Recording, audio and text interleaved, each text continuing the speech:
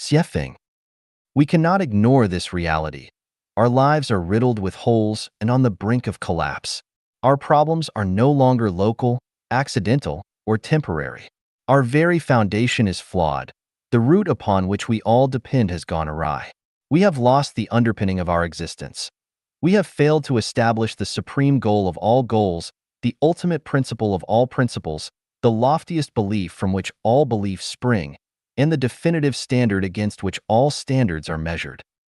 Without an ultimate purpose, how do we choose a specific path in life? Without the highest principle, how do we establish specific principles and adhere to them unwaveringly? Without the loftiest belief and ultimate benchmark, how do we make judgments? How do we contemplate? How do we act? Without all of this, how can our lives not be characterized as blind, empty, and absurd? When the members of a society share this life attitude, how can society itself remain healthy? Unless we bring about fundamental changes, how can there be hope for this nation? So, it all comes down to one point. We lack genuine faith, which serves as the root of all our wickedness and ailments in today's world. The problems stemming from the moral decline of the Chinese people today, in my view, are even more severe than political and economic issues. When we address the issue of faith today, it is not about adding a superficial layer to our existing lives, but about conducting a comprehensive self-examination of our lives and embarking on a new way of living. In Zhenxiu, the spiritual predicament of our era, a dialogue on the issue of faith. 一人类的起源 The origin of humanity. Xiefeng. Translated by Tsong Long. Where do human beings come from? There have been some sayings. Pange created the heaven and earth. Nuwa created men using clay. In Chinese mythology, Pange and Nuwa are the god and goddess who created the world. Prometheus made men out of mud and stole fire from heaven for humans. Ram-headed god Khnum molded men from clay at a potter's wheel, and goddess Hecate breathed life into the new body, and they two together made new lives. God created man using clay according his own image. Celestials came to the earth. Human beings were created by aliens. Humans were evolved gradually from single-cell organisms. However, the most influential sayings are evolutionism and the story of how God created man in Bible. The awkwardness of evolutionism. Xiefeng. Translated by Tsong Long. The awkwardness of evolutionism. According to the theory of evolution, humans were evolved from apes, and apes could possibly be evolved from rabbits, and rabbis from worms. Worms could be evolved from microbes. Microbes from single-cell organisms, which could possibly come into being by accidents in the sea, the vast, organic, and fertile soup. Evolution is the result of inheritance, mutation, and natural selection. Evolution is a slow and gradual process. Evolution is in accordance with the natural selection, the law of jungle and survival of the fittest. But is this really the truth? The process of one organism evolves to another organism is a very long process. A rabbit can't evolve to a monkey overnight. One seed, from germination, growth, flowering, fruiting to decline, there is a process. Any step of process could not be skipped. If we take picture of the seed every day, we will be able to see the slow and gradual process of its change. Evolutionism firmly believes that humans are evolved from apes. There must be a slowly changing process and some intermediates, that is to say, from an ape to a man, it should at least have some steps of intermediates. It is impossible that an ape will leap to a man. So where are those intermediates? What are they? In 1924, scientists found fossils which they called Australopithecus africanus, southern ape of Africa, near the famous diamond town, Kimberley, South Africa. Later, they found more Australopithecus boisé. It is also called Eastern African, Australopithecus afrensis, Australopithecus garhi, etc. Particularly, they think Java man was the intermediate between ape and human. Based on these facts, evolutionists self-deceivingly claimed that they had made great achievements. But please don't be too satisfied. Self-entertaining will not bring joys to others. According to the calculation based on molecular biology, it was between 4 and 5 million years ago when men and apes separated. So from 4 million years ago till the time of earliest historical records, how human beings evolved. Were there no any processes or intermediates? If not, does that mean evolution stopped at the stage? If yes, please show the evidence. Again, I want to ask evolutionists, which animal were apes evolved from? Can you please give us evidences too? How can you prove that the 4 million years old fossils you found are the ancestors of humanity? Just because their shapes look alike? Can you prove that chicken is the ancestor of swan because you found a few chicken bones? At the end of the 20th century, a large number of fossils were discovered in Chengjiang County, Yunnan Province, China. The research showed that today's diverse animals were actually appearing suddenly on the Earth, and it also proved the correctness of theory of Cambrian explosion, which happened 530 million years ago. The theory of Cambrian explosion says that over 90% of animal species were appearing suddenly in a moment, which is less than 1% time of the Earth developing history. It is like mushrooms growing everywhere along ditches and grasslands after an overnight drizzle, which is by no means a slow and gradual process. So do evolutionists still have any far-fetched explanations on this? Let me ask more. The obtuse angle of 3 congruent ROM at the bottom of a beehive is 109 degrees 28 minutes, and the acute angle is 70 degrees 32 minutes, which is the most economic and reasonable structure.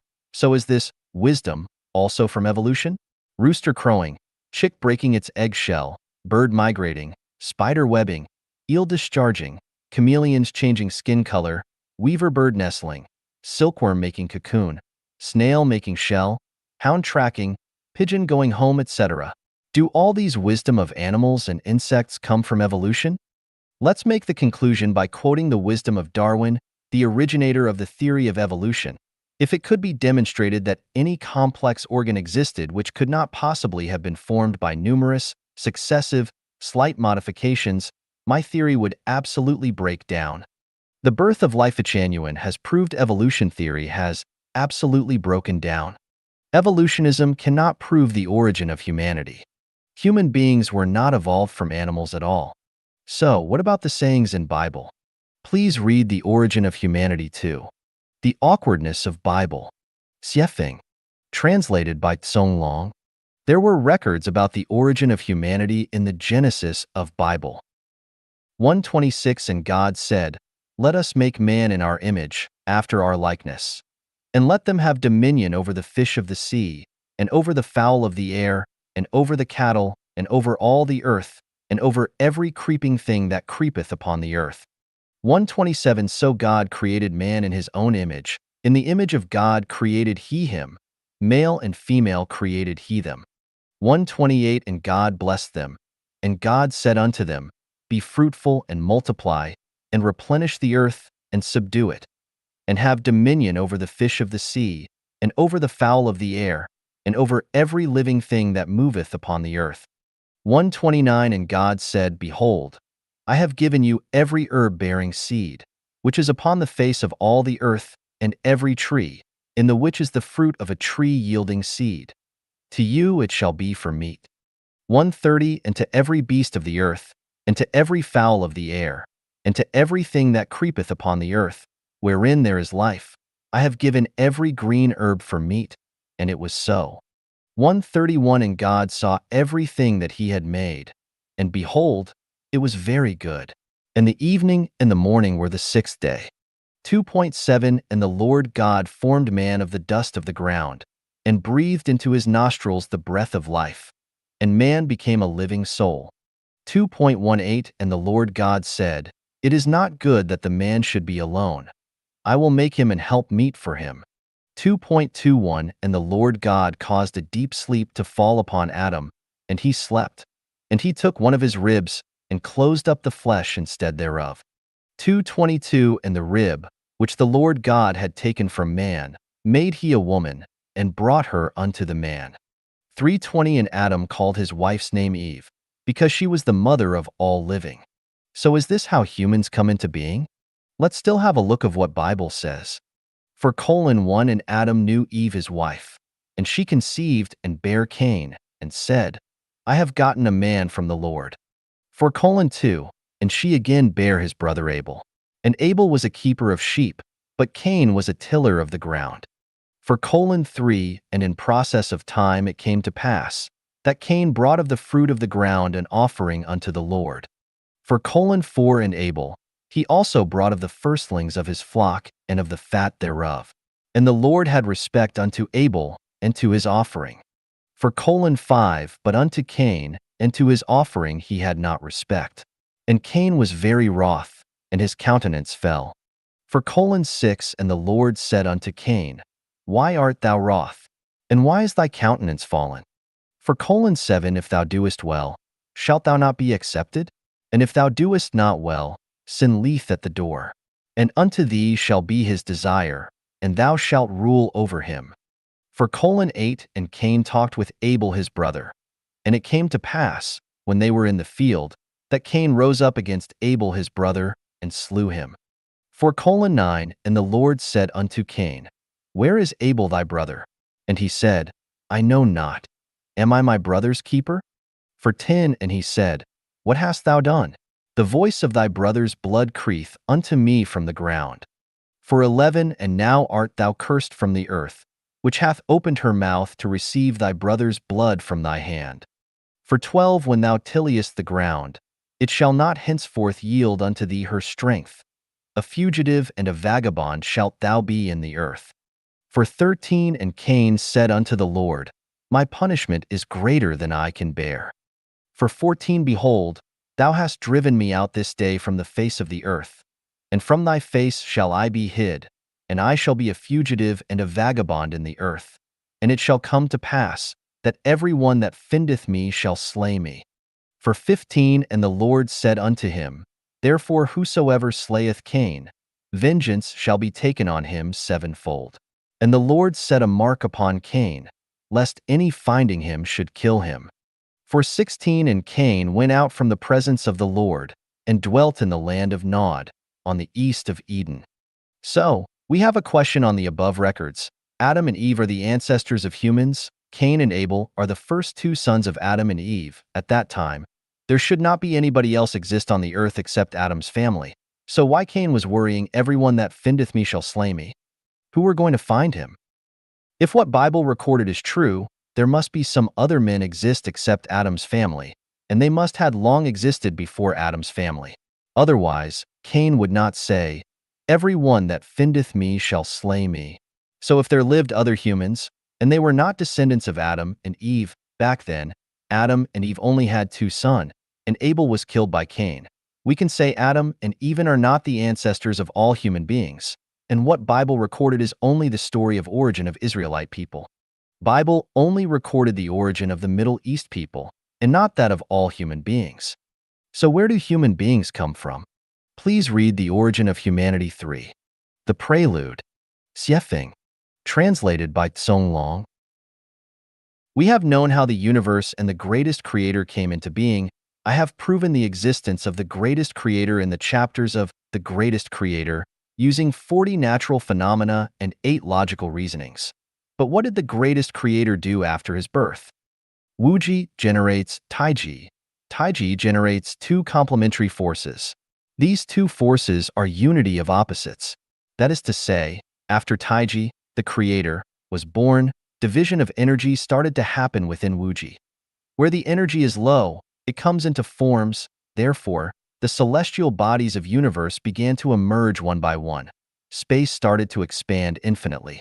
Where the energy is high, things exist with no form. Just like the black holes in the universe, they are invisible. When some celestial bodies first appeared, their movement were random and disordered. There were no solar system, Milky Way system, nor low rotary galaxy system and rotary river galaxy system. To ensure everything run in order, the greatest creator needs someone to take care of the universe.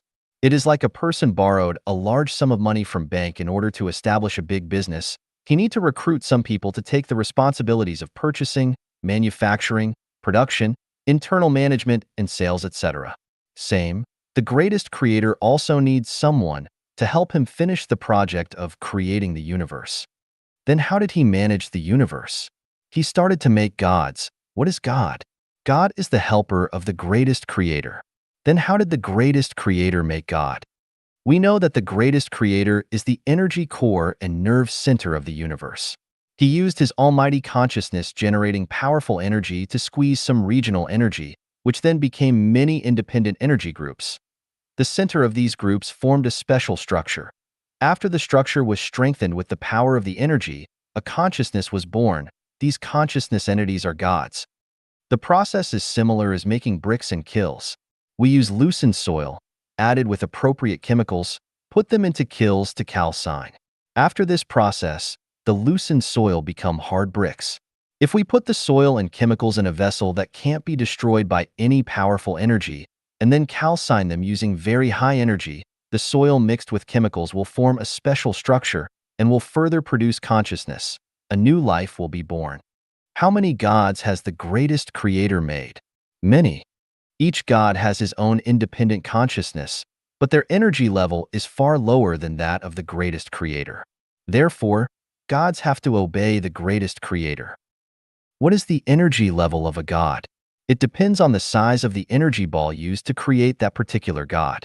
Some gods have very high energy, some have very small energy.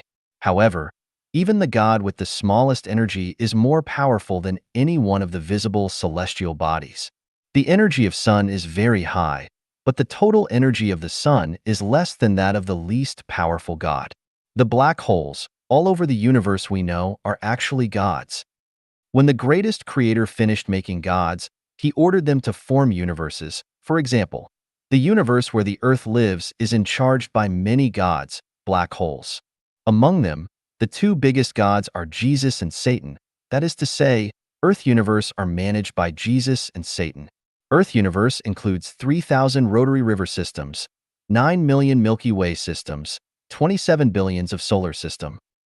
Jesus and Satan are two opposite gods, but they are unity. Jesus stands for the sincere, kind, and beautiful. Satan stands for the false, evil, and ugly. Jesus stands for light. Satan stands for dark. Jesus stands for the ordinary. Satan stands for the extraordinary. Jesus stands for the weak. Satan stands for the strong. When gods were created, the universe was still not vibrant enough. It was quiet and deserted, and gods felt bored and lonely. Therefore, they asked the greatest creator to create more lives to make the universe noisy and vital. He agreed and then created many new lives using smaller energy balls. These new lives are the angels, which are so called in Judaism, Christianity, Catholicism, and Islam. Angels are the lives whose energy level is lower than God's, and they are managed and dominated by God. They are also the messengers and helpers of God. They assist gods to manage everything in their own universe. Angels have their own characters. They can move freely in any time and space. The appearance of angels made the universe very lively and vibrant. The universe can be described as orioles sing and swallows dart, bustling with noise and excitement. But the problem after that is because Jesus and Satan stand for two opposite sides, they are evenly matched but have contrasting views, which eventually led angels divide into two parties. One follows the viewpoint of Jesus, the other follows Satan. The former is just the Buddha we always know from Buddhism. The latter is the celestial described in Chinese Taoism. Buddha is Angle. In Chinese word, Buddha is Fu stands for not, Dan stands for human. So Buddha means a human who is not human. They actually have supernatural power and are able to appear in any forms. They can create life, move mountains, and turn over the sea. They can change the visible to invisible, the invisible to visible. They can survive in a vacuum and move freely in many spaces without the constraints of time. The headquarter of Buddha is what we call paradise, which is also the Elysium I mentioned in 36-dimensional spaces. Celestial is also angel. From the structure of Chinese word Shan, we can reason that they are a group of human who like to travel around, enjoy nature, and love fun. They have the same level of power and ability as what Buddha have, however. Although Buddha look peaceful, they are arrogant and always want to excel over others, while celestials are gentle, pure, fun-loving, behaving the same as what they look like. To know more about how human beings were created, please read The Origin of Humanity 4. Celestials Creating Human. Xiefeng. Translated by Tsong Long.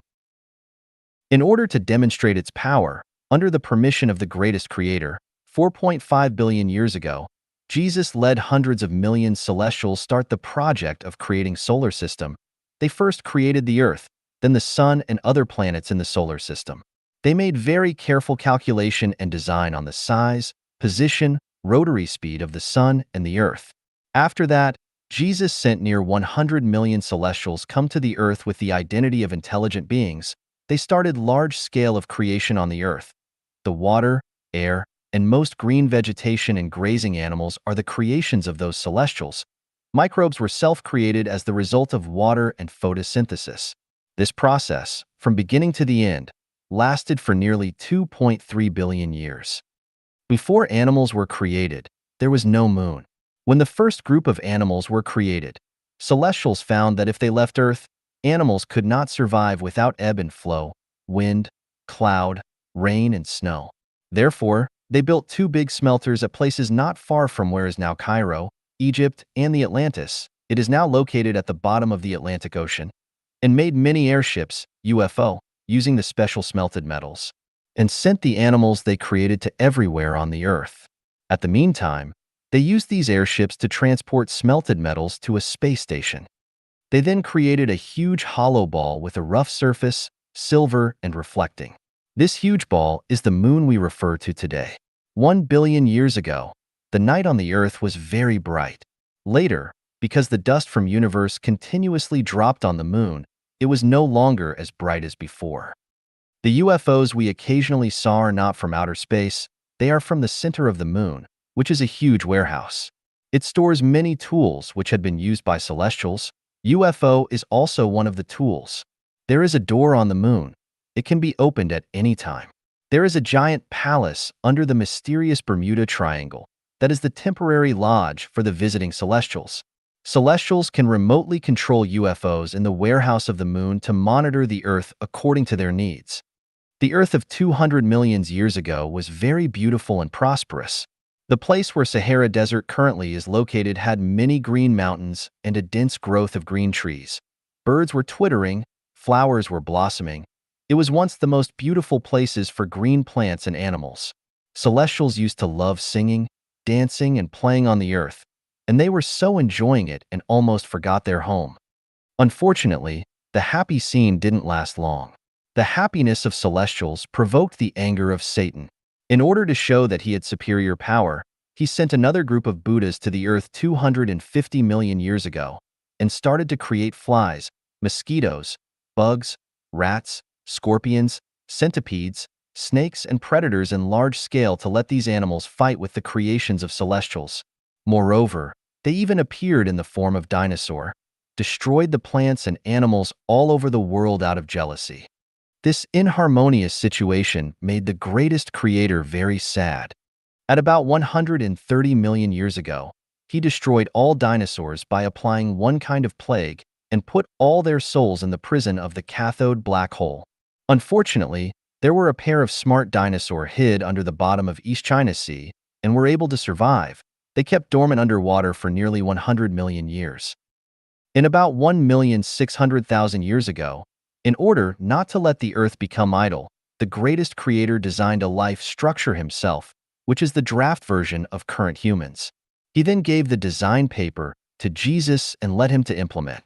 The helpers of Jesus, celestials, started to make new lives according to this design. In order to receive the energy of the greatest creator sending from the universe, also to accumulate energy for creating this special new life and speed up the process, they built many laboratories in the place where now is Egypt. These laboratories are exactly the well-known pyramids of Egypt. Because of the lack of experience and some steps were missed, the first lives they made were monkeys, and then after were apes. Of course, this wouldn't please the greatest creator, so they continued testing and making. The first group of human they successfully made are the black men in Africa, and the second group are native Indians in America. The third are the white men in Europe, Egypt, and North Africa. When they finished producing 3 groups of human, they started to evacuate, and in order to avoid Satan creating difficulties again, they destroyed everything around the pyramids before they left, which is also why Sahara is a desert today. But where do most people in Middle East come from except Egyptian? They are the descendants of Adam and Eve, is what says in Bible. They were created by another God. This god knew that his rival started to create humans on Earth. He created a secret Garden of Eden in about 7,000 years ago at Jerusalem and made Adam and Eve. After they were created, he destroyed the Eden to avoid the attention of his rival. This is why Cain was afraid that everyone that findeth me shall slay me. Who was he afraid of? The humans created by another god. This is why his God still protected him, even Cain killed his brother. Whosoever slayeth Cain, vengeance shall be taken on him sevenfold. So today's conflicts between Israelite and Palestinian are actually the conflicts between brothers and our family affairs. And let's now talk about East Asian and Southeast Asian. They were not created by any god at all. They were the embodiments of dinosaur. At about 7,500 years ago, when the pair of dinosaur knew that celestials created human on the earth, they sneaked from the sea and changed into human form, started to propagate along the Yellow River, and the descendants gradually spread all over Asia. One of the groups went upwards, crossed the Pamirs to India. They want to mingle with the descendants of Adam and Eve to avoid the punishment of the greatest creator again. This is why Chinese people always say, China is the hometown of dragon, and Chinese are the descendants of dragon. This is also why Buddhism originated from India, but blossomed in East Asia and Southeast Asia. Why it didn't become popular in India? The ancestors of Sakyamuni went to India from Yellow River. When they arrived at India, they found that their consciousness was not compatible with that of the descendants of Adam and Eve, and had to find new home. Because in their subconsciousness, there's a very deep call, that is to go home. Which home? The Elysium, before they came to Earth. Sakyamuni found he came from Elysium after his enlightenment. Although he had a blurry picture of his home, he still remembered something. Once this subconsciousness was awakened, he decided to be engaged in the cause of preaching to other descendants, and shifted the focus to the east led by of his subconsciousness. That's also why Bodhidharma came to China to preach Buddhism. Because Indian people were designed by a different creator, they were reluctant to accept the theory of Buddhism because of the absence of the memory in their subconsciousness. That's also why, although Buddhists had made great efforts, it still failed in India. However, in East and Southeast Asia, people had the instinct sense of the existence of other dimensional spaces. It is quite easy for them to resonate with the theory of Buddhism. Once they accept it, it is rooted and lingers in their mind. The state, vague and intangible, which Taoism pursues and the Elysium world Buddhism pursues are something rooted in the subconsciousness of the yellow race.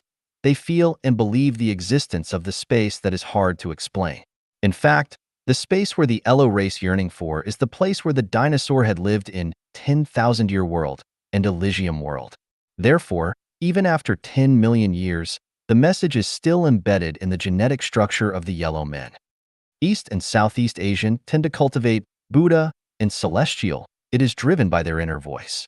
Although some people accept the theory of Bible, it is not an acceptance out of their heart, but a rational act.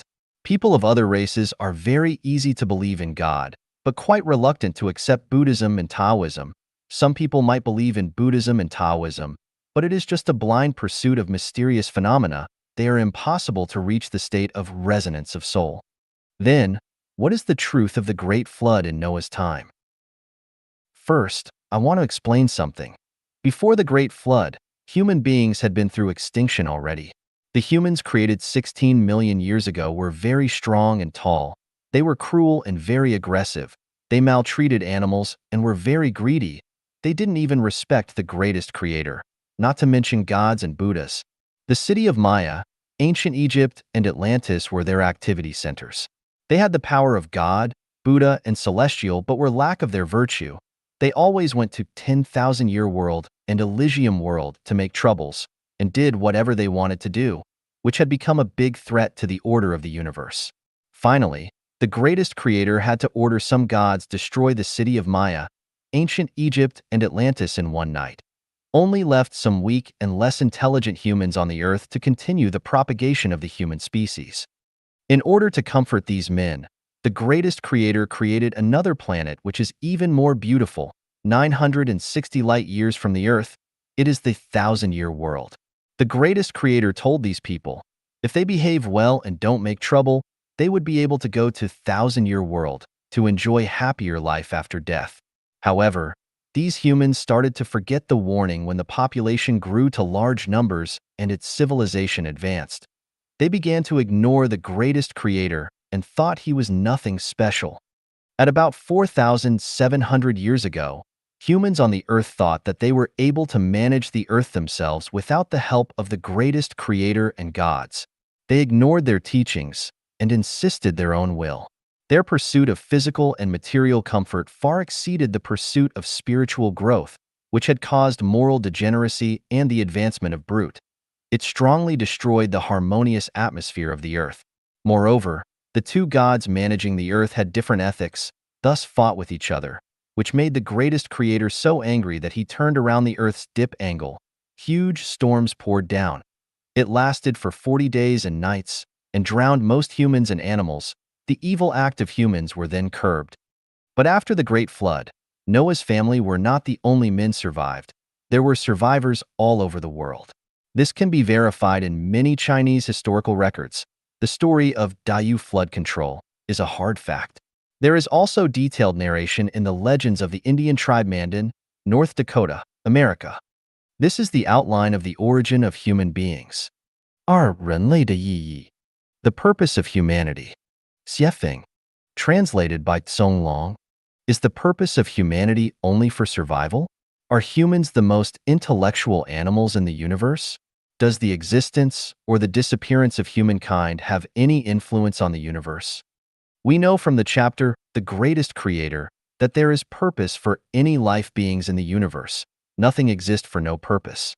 Solar system and everything included are to serve humanity, while humanity is to serve the greatest creator and indirectly to serve gods. The greatest creator created the universe, gods, Buddhas, and celestials. God sent celestials to create humans under the authorization of the greatest creator. Therefore, the meaning of humanity is to live for its creator, gods, and the greatest creator. The greatest creator created numerous gods assist him manage the universe to ensure it is running in order. God is the assemblage of high energy. God only has godhood, but doesn't have playful and naughty character. They can't bring joy to the greatest creator, so the greatest creator created many angels, celestials, and Buddhas. Let them travel freely in the universe to brighten up the atmosphere of the universe. Although celestials and Buddhas were created by the greatest creator, they are on a lower energy level and are dominated and influenced by the God in its respective universe. The celestials coming to Earth 250 million years ago, and the Buddhas coming to Earth 200 million years ago were the result of the influence. There are three origins for the human on Earth. The black men in Africa, American Indian, Egyptian, white men in North Africa and Europe were made by one God.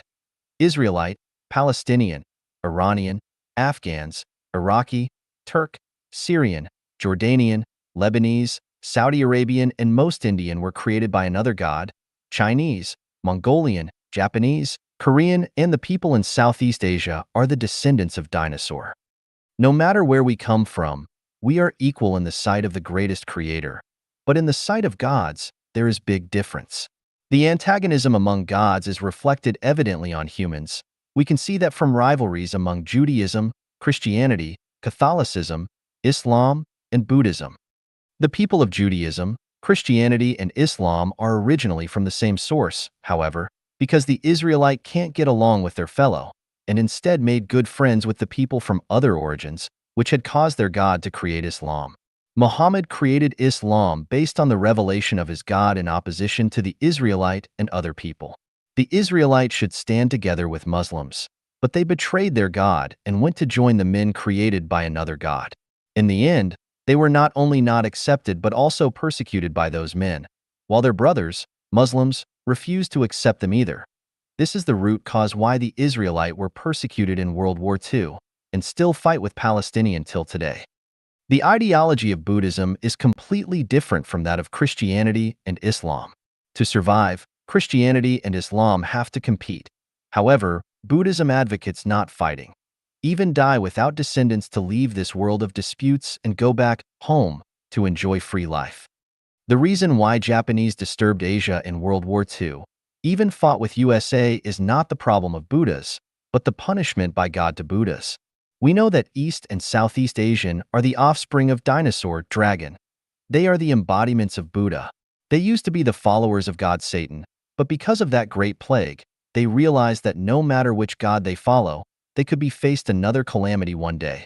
So the best choice for them is to self-cultivate and go back to the Elysium world. This thought and behavior had provoked the discontentment of their god, so he punished the descendants of dinosaur at the same time he punished the Israelite. Moreover, Taoism, a category of Buddhism pursuing only skill, not way, emerged in the process of propagation of Buddhism. Taoism is a school of religion which looks peaceful from the surface, close the door for the world outside, and form its own system. But deep inside, Taoists are very competitive. When they are at a weak position, they pretend to be humble, but when opportunity comes, they will stand out to show off their power. Japanese Shintoism also has the similar character. Human beings on Earth come from three completely different origins, and the ideological polarity was a historical issue. However, this was not what the greatest creator wanted to see. Jesus came down in form of human body with a mission given by the greatest creator. He was born in the Satan-made Israelite. When he criticized the Pharisees and religious leaders by showing his miraculous power, he also taught people to love each other and said all nations should be united. He asked people put their hope on the greatest creator and make the earth a paradise as the greatest creator wishes, the kingdom of the greatest creator. St. Paul is a very good example transformed by Jesus' teaching. Today, all people around the world gradually come to surrender to Jesus. They are in fact walking on the way guided by Jesus. Now we know that the purpose of humanity is to serve the greatest creator. We are not alone in the universe. Except human beings, there are angels, celestials, and Buddhas. And there are gods above angels, and the greatest creator above gods. Humanity have been through hardships since its birth. Today's world is not an easy gain. We need to be grateful to the greatest creator and live in accordance with the teachings of gods. Any arrogant behavior will lead to more sufferings and even the destruction of human beings. 三人类的作用 The role of humanity. 写法 Translated by Tsong Long. The greatest creator loves humans because we were designed by him. Among all life beings, celestials are his most favorite, and the next is human. Therefore, we have three responsibilities. To please the greatest creator. To maintain unity of opposites of the God world. Gods are also the children of the greatest creator. There is no good or bad god. Each god has its own role to play. It is up to the greatest creator to judge their merits and demerits. To build and beautify earth. Building and beautifying earth is the responsibility and the indispensable obligation of humanity. Maintaining ecological balance, purifying air, rivers, and land are the jobs must be shouldered by humans. We must not shirk our responsibilities just because we are taken care by the greatest creator. It is just like kids must learn to be independent and help themselves. They must not rely on the parents for everything. 四人类的过去和现在 The past of humanity. 写法 Translated by Tsong Long. The past of humanity is a history of sufferings, a history of fights and conflicts. The past of humanity is a history of bewilderment, a history of manifestation of animal instincts. The past of humanity is a history of selfishness, a history of survival of the fittest. The past of humanity is a history of chaos, a history of giants competing for powers, religions competing for position. The past of humanity is a history of wickedness, a history that is not worthy of remembering and emulation. The current situation of human being. Although there are regional extremes, humanity in general has been away from barbarism and ignorance, and on its way to be more rational. While in some places there are still superstitious forces, but scientific developments have made the majority realize that superstition is the source of barbarism and ignorance, and the vital cause of social turbulence. There were some major superstitions. Fanatical belief in religion. They think the religion they believe is the only right one, and others are evil. However, in fact, each religion has its own blindness and a side of suppression of human nature. Fanatical belief in any religion is the result of an emotional choice, not rational. As long as religions exist, the light of human nature is not able to shine, and humanity is not able to get out of barbarism and ignorance, and war is unavoidable. The suffering of humanity will not be possible to end. Frantic worship of the great. Every country has its own great men and its own founding heroes. They made immoral achievements in elimination of old forces. They are worthy to be respected. But if they are worshipped as God and the Savior, a vicious cycle will begin to form, and humans will be dragging into another round of suffering. It is all right to worship a great man, but if it is over a limit, it becomes a mania. Mania is a mental illness, and it is also a new form of barbaric ignorance which will inevitably lead to destruction and repression of human nature. Blindly follow a theory or academic conclusion. The development of things is progressing in a form of wave. Any theory or academic conclusion is a symbol of development from the perspective of current time and space. However, they are not perfect and are not able to cover the comprehensive contents and its extended meanings. They are not the ultimate truth. If we follow them blindly, our thoughts will be bound, and therefore new thoughts and theories are not able to emerge. We will hardly see the situation of 100 of flowers blossom, 100 of schools of thought contend, which will eventually lead to the twist of human nature and stop the progress of human civilization. Nationalism. Needless to say, each nation has its unique advantages, just like different fruits and melons having their own taste and degree of sweetness. If watermelon and peach think they are the best, and all other fruits are useless, a monomode will be taking shape. This is an extremely overbearing behavior. National pride and sense of superiority is evil, not the manifestation of one's divinity at all. The stronger the feeling, the more discrimination and barriers it will cause among nations. As a result, human nature starts to fall. Nationalism is another form of superstition. Worship of masters. There are some extraordinary and distinctive people in the history of each nation. We call them master because they have a unique viewpoint, foresight, wisdom, or possess a unique quality. It is quite reasonable we respect and call them master. But if we worship them, it becomes an infectious virus, a superstition. We see the magnificence of the universe from many twinkling stars in the sky. A nation is great if talents come out in succession. Any master is like a shining star of that time. If we regard him as a sun and keep on revolving around him, the brilliancy of other stars will be covered, and the nation will not have a successor. Blind faith and following. Seek after extraordinary. A man can only be a man as long as he has a human DNA body. He can't be God or something else. We can't deny that life beings in other time and space could be reincarnated to human world. That is because they are bestowed by the greatest creator special abilities, wisdom, and mission, which is something embodied in their DNA. These abilities and wisdom are far beyond any ordinary person can reach. As one of general public, we can only follow natural law and don't need to seek after extraordinary. If a potato wants to become a tomato, a red date wants to become a walnut, it is not only unnecessary, but also impossible. We will be on the way of devil if we are determined to possess supernatural power. For example, in the last 2 decades, the popularity of one after another gong exercise is a form of superstition and has wasted time, energy, and talents of many wise men who fall into a mud of self-anesthetizing and self-deceiving and can't get out from it, eventually lose their way. Worship of gods and ghosts. Communicating with spirit world. This is a fundamental superstition. As far as human beings are concerned, there are only 2 gods, Jesus and Satan, and no other gods. If there are more, they are made up by men. Humans are not eligible to title someone as God and then worship him. This is a typical superstition. As for ghosts, as long as we show no interest, they will not bother. It is not necessary to ask God to drive away ghosts. Advertising ghosts in movies, books, or verbal communication is a historical retrogression and a wicked act incompatible with modern civilization. The sayings and behaviors of communicating with spirit world are destructing human nature. They are also negation of human beings. Spirit world does exist, but not for current human beings to communicate with. The man who can really communicate with spirit world must be a man with perfect human nature. Otherwise, the communication is not authentic, or it goes astray. Other superstitions. There are a variety of other numberless superstitions, which are the trash descending from human history.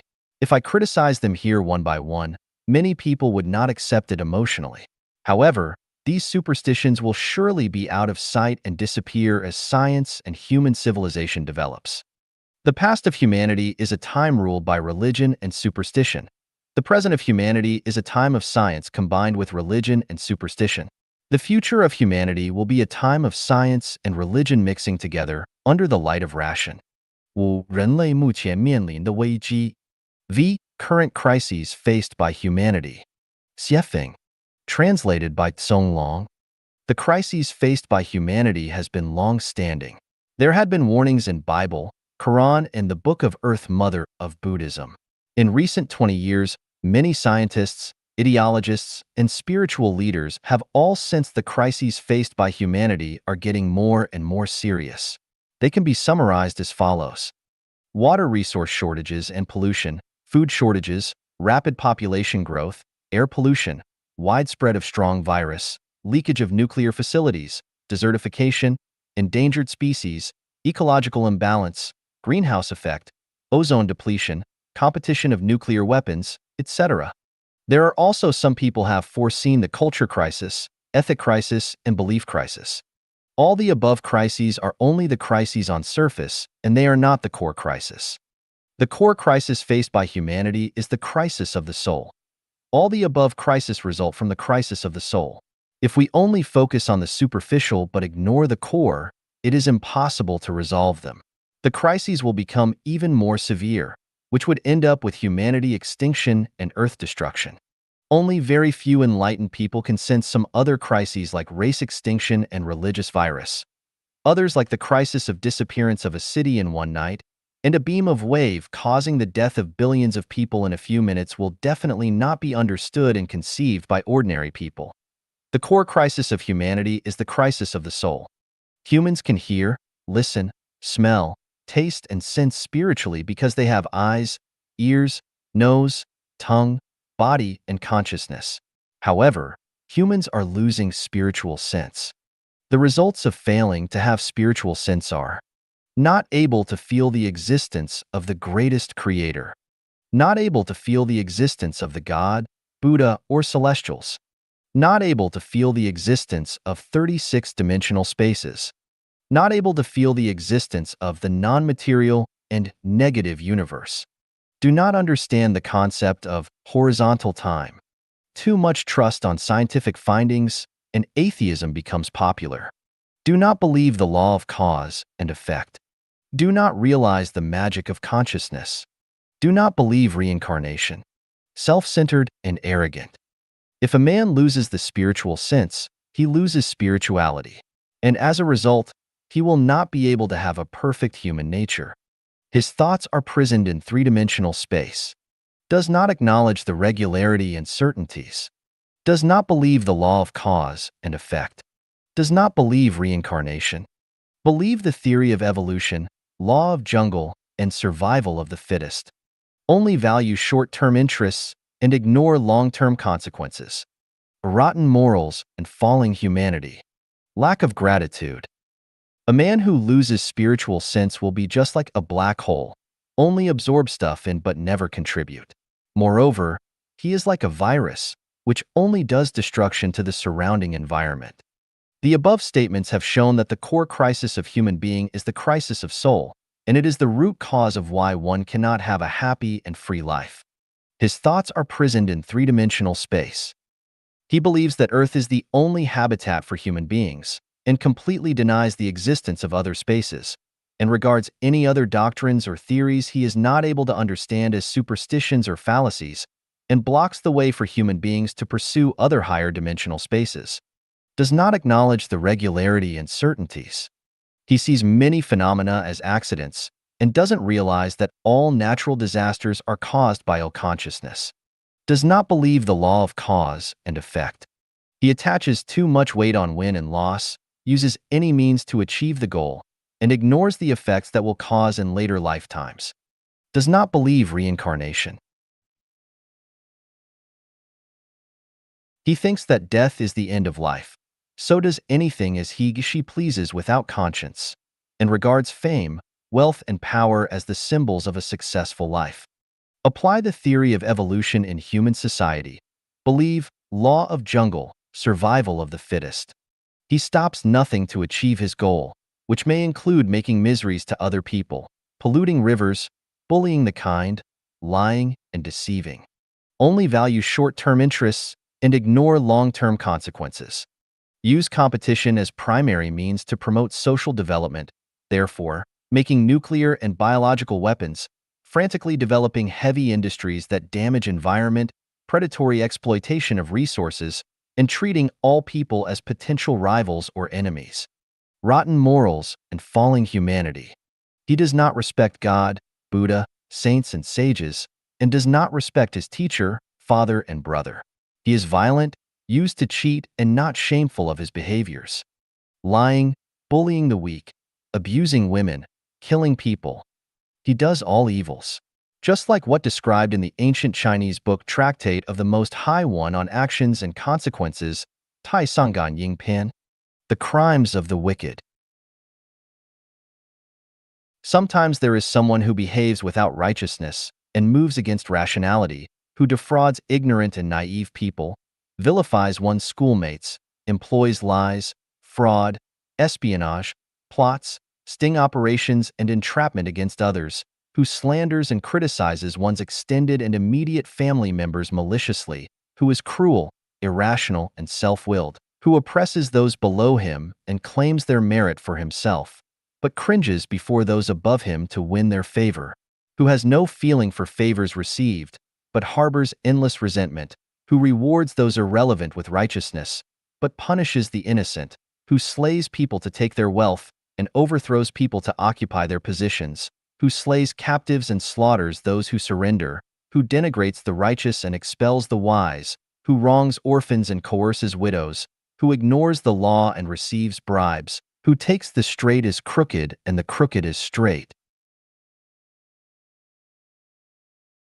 who knowing his faults does not correct them, and knowing the good does not do it, who prays for people's misfortunes, wishes people to encounter disaster, destroys people's success, sullies people's innocence, pilfers people's harvests, masks people's good and kind deeds, and who generate hatred and resentment if desires are not fulfilled, etc.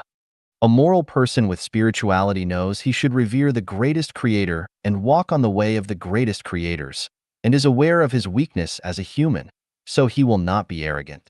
He realizes he should cultivate himself, and knows he needs to take care of, cherish, respect, and love Mother Nature, its resources, and all life beings. He will never leave the wastewater of factories, mines, hospitals, and cities to rivers, streams, and lands. He will never hunt and eat the meat of wild animals. He will never destroy forests, mountains, and grasslands. He will never indulge in power, money, beauty, and let his greed expand, not even use any means to satisfy his evil desires. He will never use his power to serve his own or his family's interests, nor bully or suppress others. He will never sell fake or shoddy goods. He will never steal other person's research findings to gain fame for himself. He will never make life-threatening nuclear weapons and biological weapons. He will never provoke conflicts among people to profit from it.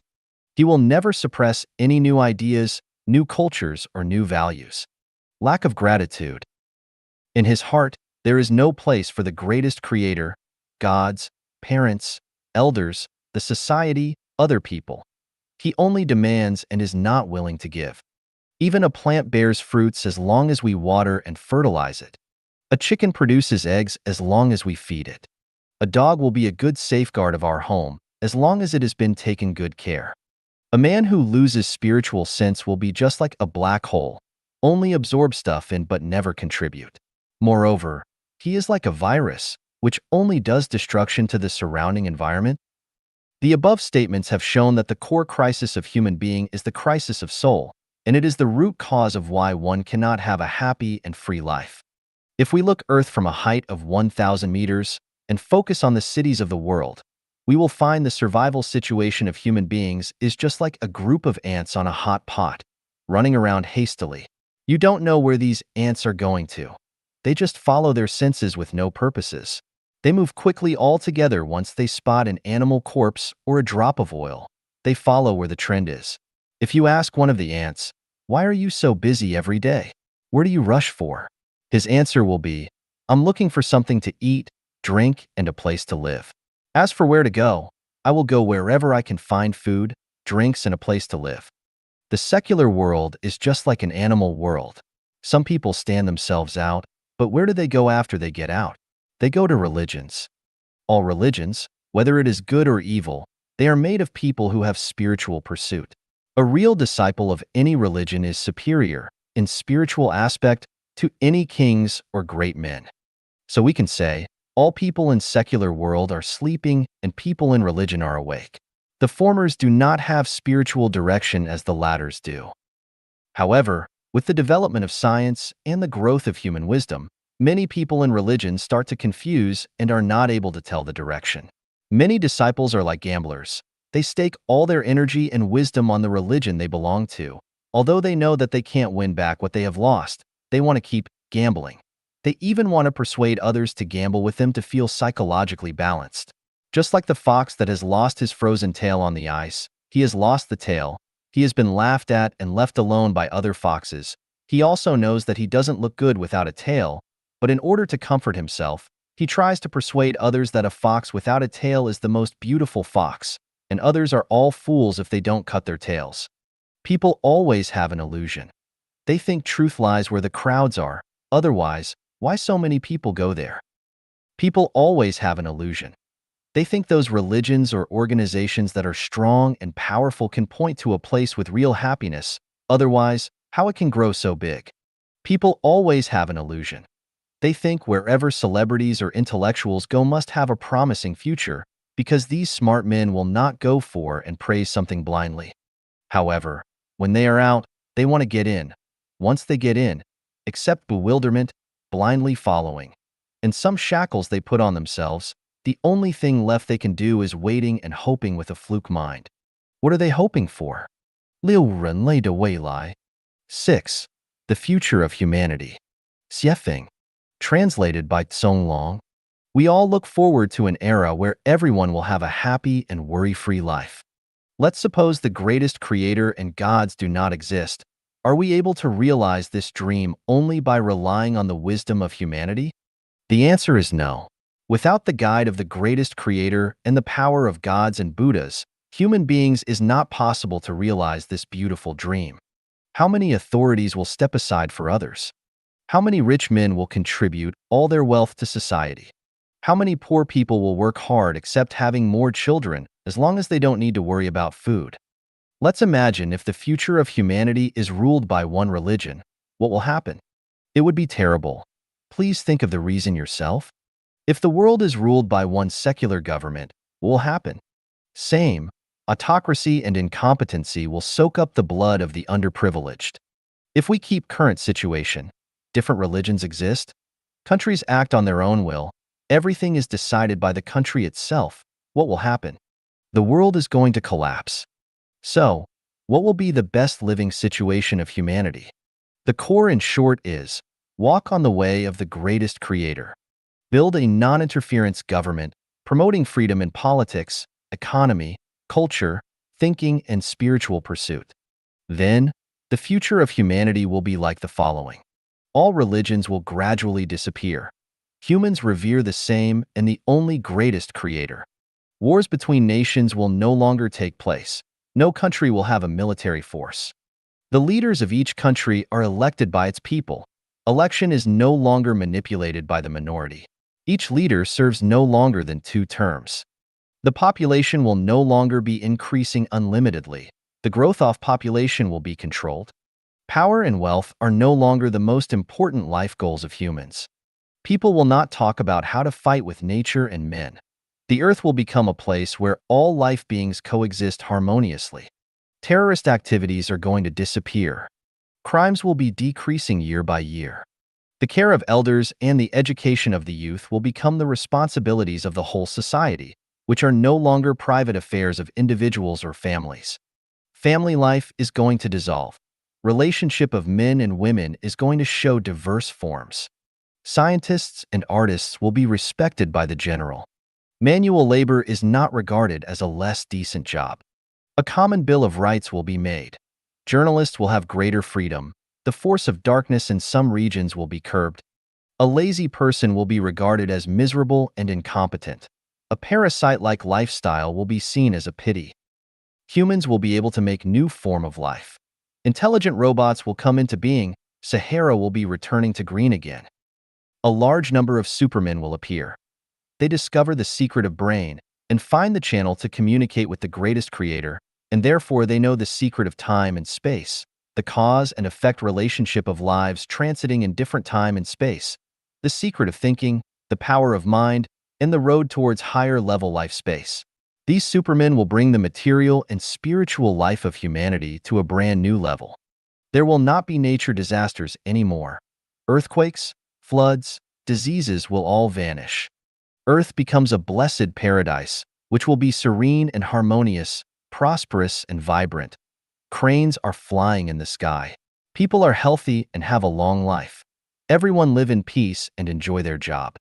In conclusion, human beings will enter an unprecedented, highly developed and civilized era, an era with happiness, abundance, and freedom.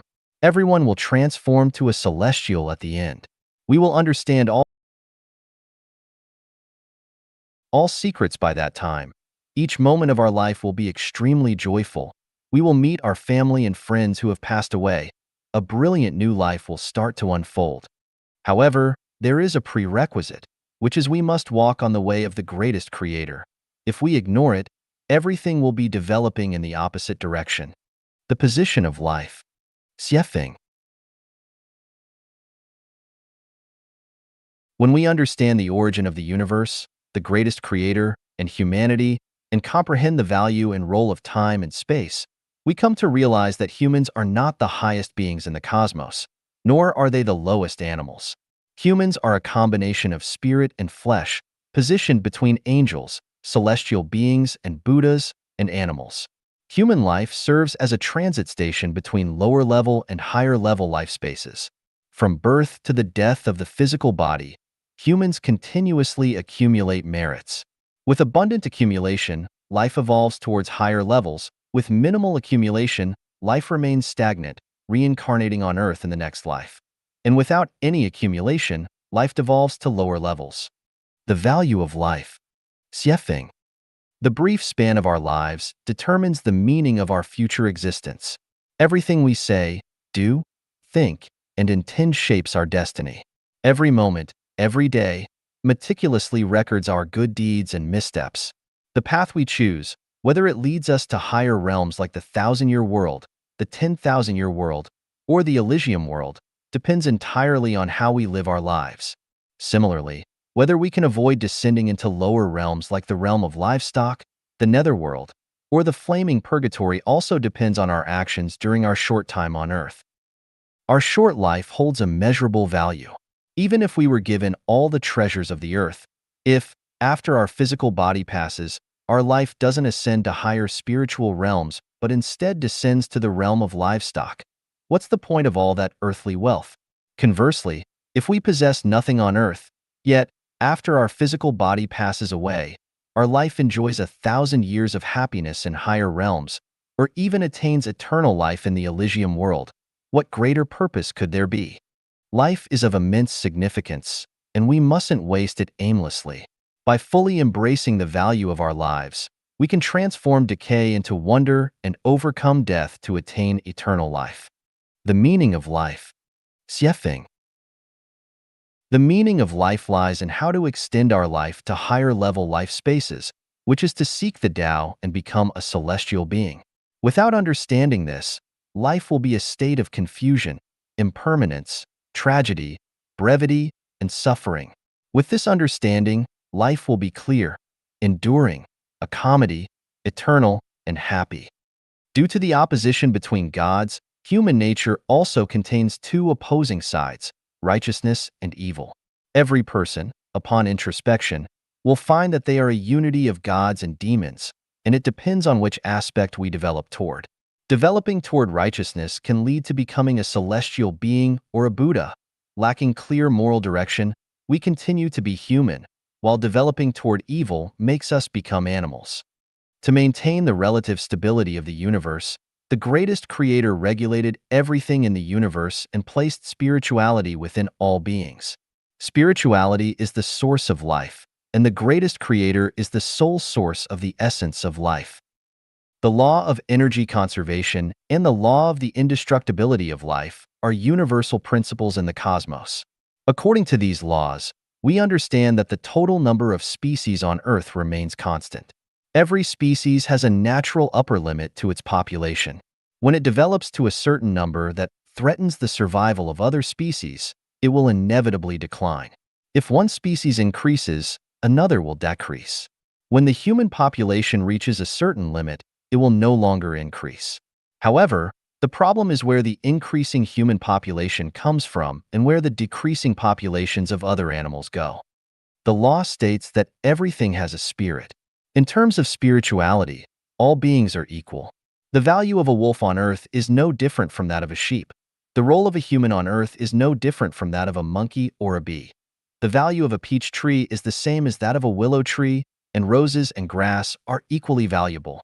The difference lies in the quality of spirituality each possesses. For example, with the same type of stone, if its hardness reaches 10, it becomes a diamond. With a hardness of 9, it becomes a ruby or sapphire. With a hardness of 8.5, it becomes a cat's eye.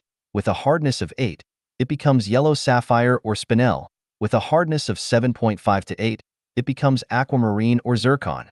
With a hardness of 7.5, it becomes emerald or green sapphire. This hardness continues to decrease, resulting in tourmaline, quartz, amethyst, garnet, olivine, jadeite, wood fossil, soft jade, euclase, moonstone, sunstone, turquoise, etc., with hardness ranging from 3.5 to 5. It becomes shoyu jade, pearls, peacocks, corals, and so forth, all the way down to granite and common pebbles. Similarly, based on the quality of spirituality that each possesses, one can evolve from achieving Buddhahood or becoming a celestial being to becoming a human, crane, tortoise, dog, horse, ox, sheep, pig, flying bird, or walking beast, and so on.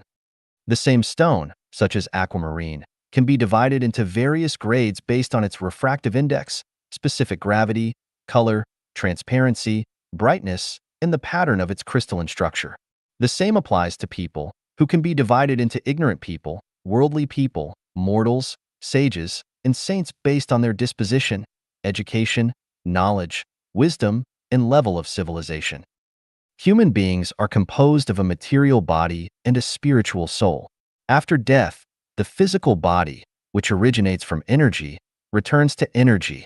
The spiritual soul, on the other hand, comes from the greatest creator, and it is eternal and indestructible, undergoing a cycle of reincarnation.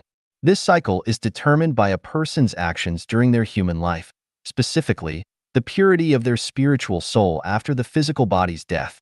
Depending on this, the spiritual soul can ascend to become a Buddha or celestial, continue as a human, or descend to become a bird or a beast. Therefore, the increase in the human population on Earth comes from other species, and some animals transform into humans. Now that we understand the position and predicament of humans, we must know that humans on Earth are under the guardianship of two opposing gods. We are faced with two completely different choices every day and every moment. One path requires us to sacrifice our immediate interests to pursue perfect humanity, with a focus on spiritual life and an increase in the quality of spirituality, ultimately leading to the 1,000-year world. The other path requires us to pursue material enjoyment at all costs, maximize material wealth and social status through competition, without considering any illusory afterlife.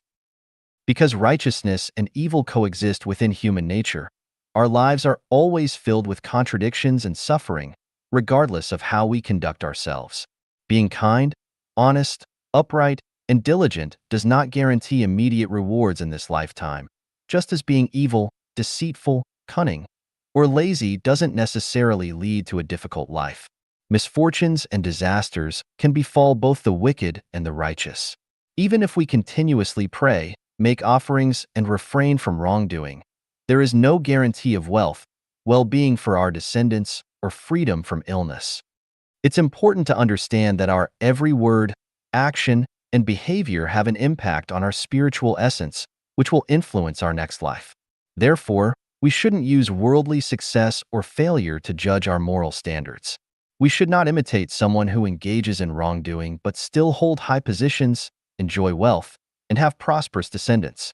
We should also refrain from mocking someone who dedicates their days to reciting scriptures and worshiping deities, yet experience poverty and hardship. Our brief human existence is merely a transitional phase, and its significance lies in our pursuit of spiritual enlightenment and ascension. Human society can be likened to an alchemical furnace, where gold is refined into celestials, and the remaining impurities are classified accordingly. The purpose of life. Xiefeng. The purpose of humanity is to serve the greatest creator, just as the purpose of flowers and plants is to serve humanity. The purpose of human life is to transform karma. We come to the human world for a reason. In the universe, there are no phenomena or results without reasons. We come to the human world instead of other spaces because various causes and conditions inevitably lead us to become human. We come to enjoy the pleasures of the human world and to bear the pains of being human. Why do we have to endure the suffering of being human? It's because we created karma in our past lives. There are no phenomena or results in the universe without causes and conditions. The suffering and hardships we endure are to repay the debts from our past lives. The more suffering we endure, the more debts we repay. Those who oppose us, insult us, bully us, exploit us, oppress us, humiliate us, deceive us, or create unjust cases against us are helping us to transform karma. They are our benefactors. On one hand, we need to transform karma and eliminate the sins we created in past lives. On the other hand, we need to refrain from creating more karma. If we continue to create karma, we will be reborn as humans in the next life. The more karma we create, the more suffering we will experience, and we may even descend to the animal or plant realms. If we stop creating karma and attain perfect humanity, we can enter the 1,000-year world in the next life. If we not only stop creating karma but also accumulate merits by serving society and others, we can enter the 10,000-year world. If we neither create karma nor cease in our virtuous deeds, and we also proclaim the glory of the greatest creator, we can enter the eternal realm, the Elysium world.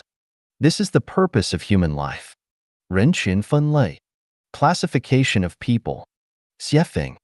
On the surface, there doesn't appear to be much difference between one person and another. We all have the same organs, senses, and bodily functions. We all eat, drink, excrete, and engage in activities like walking, sitting, and lying down. However, once we engage with someone, ask them to perform a task, or have a conversation, we quickly realize that people are vastly different from one another. Most individuals tend to believe that they are not much different from others, with distinctions primarily revolving around differences in wealth and social status. In reality, the variations among people are primarily rooted in their spirituality and wisdom. To help us understand what kind of individuals we are, and to provide a sense of direction for personal growth and goals in life, I classify people into 5 categories: ignorant people, worldly people, mortals, sages, and saints. By considering these categories, you can assess where you currently stand in your life journey. Ignorant people. Basic characteristics. They lead instinct-driven lives, often with disordered lifestyles and no clear life goals. Their values are in chaos, and they struggle to prioritize and distinguish between what's essential and what's not. They spend more time engaging in mindless actions than using their intellect.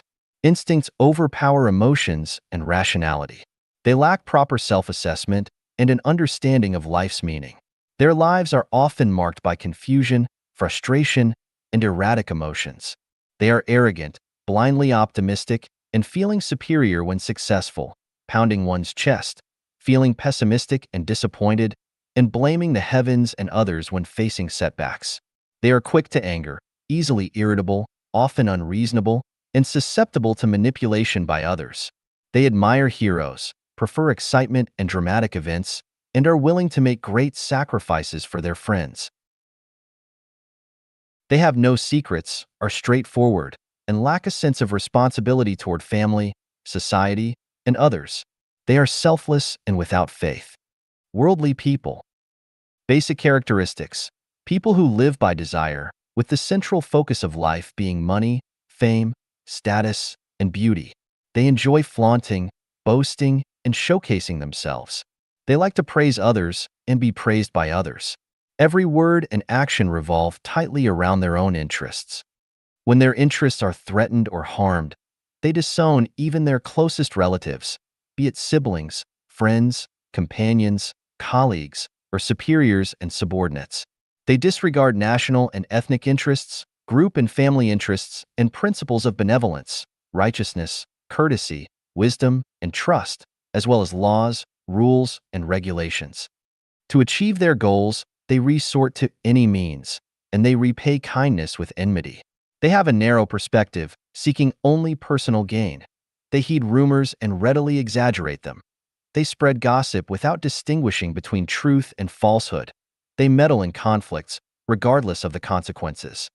When it comes to acquiring knowledge, they are particularly obsessed with fringe theories, strange tales, conspiracy theories, and privacy breaches. They enjoy hopping from one thing to another, seeking attention. They excel at empty talk and making far-fetched references. Worldly people enjoy engaging in superficiality and also delight in nitpicking, interfering with, and critiquing other people's lives and lifestyles. They are not concerned with reason and fairness, show no mercy when they are right, excel at finding loopholes and seizing advantages, and lack compassion and empathy. They pay little attention to public hygiene, are selfish, and constantly feel that society and others owe them. In places with many disputes, you find worldly people. In families lacking harmony, you find worldly people. Mortals. Basic characteristics. They are people who live based on emotions, and the central focus of their lives is family, relatives, friends, colleagues, classmates, groups, ancestors, countries, and nationalities. Their minimum life standards include having enough food and drink, having healthy and successful children, enjoying a harmonious and happy family, and living in a peaceful and tranquil society. Their intermediate standards include being able to bring glory to their ancestors, to become renowned, hope for their sons to excel, wish for their daughters to succeed, having wealth within their family and a bustling life outside, and having the capacity to seek revenge or settle scores.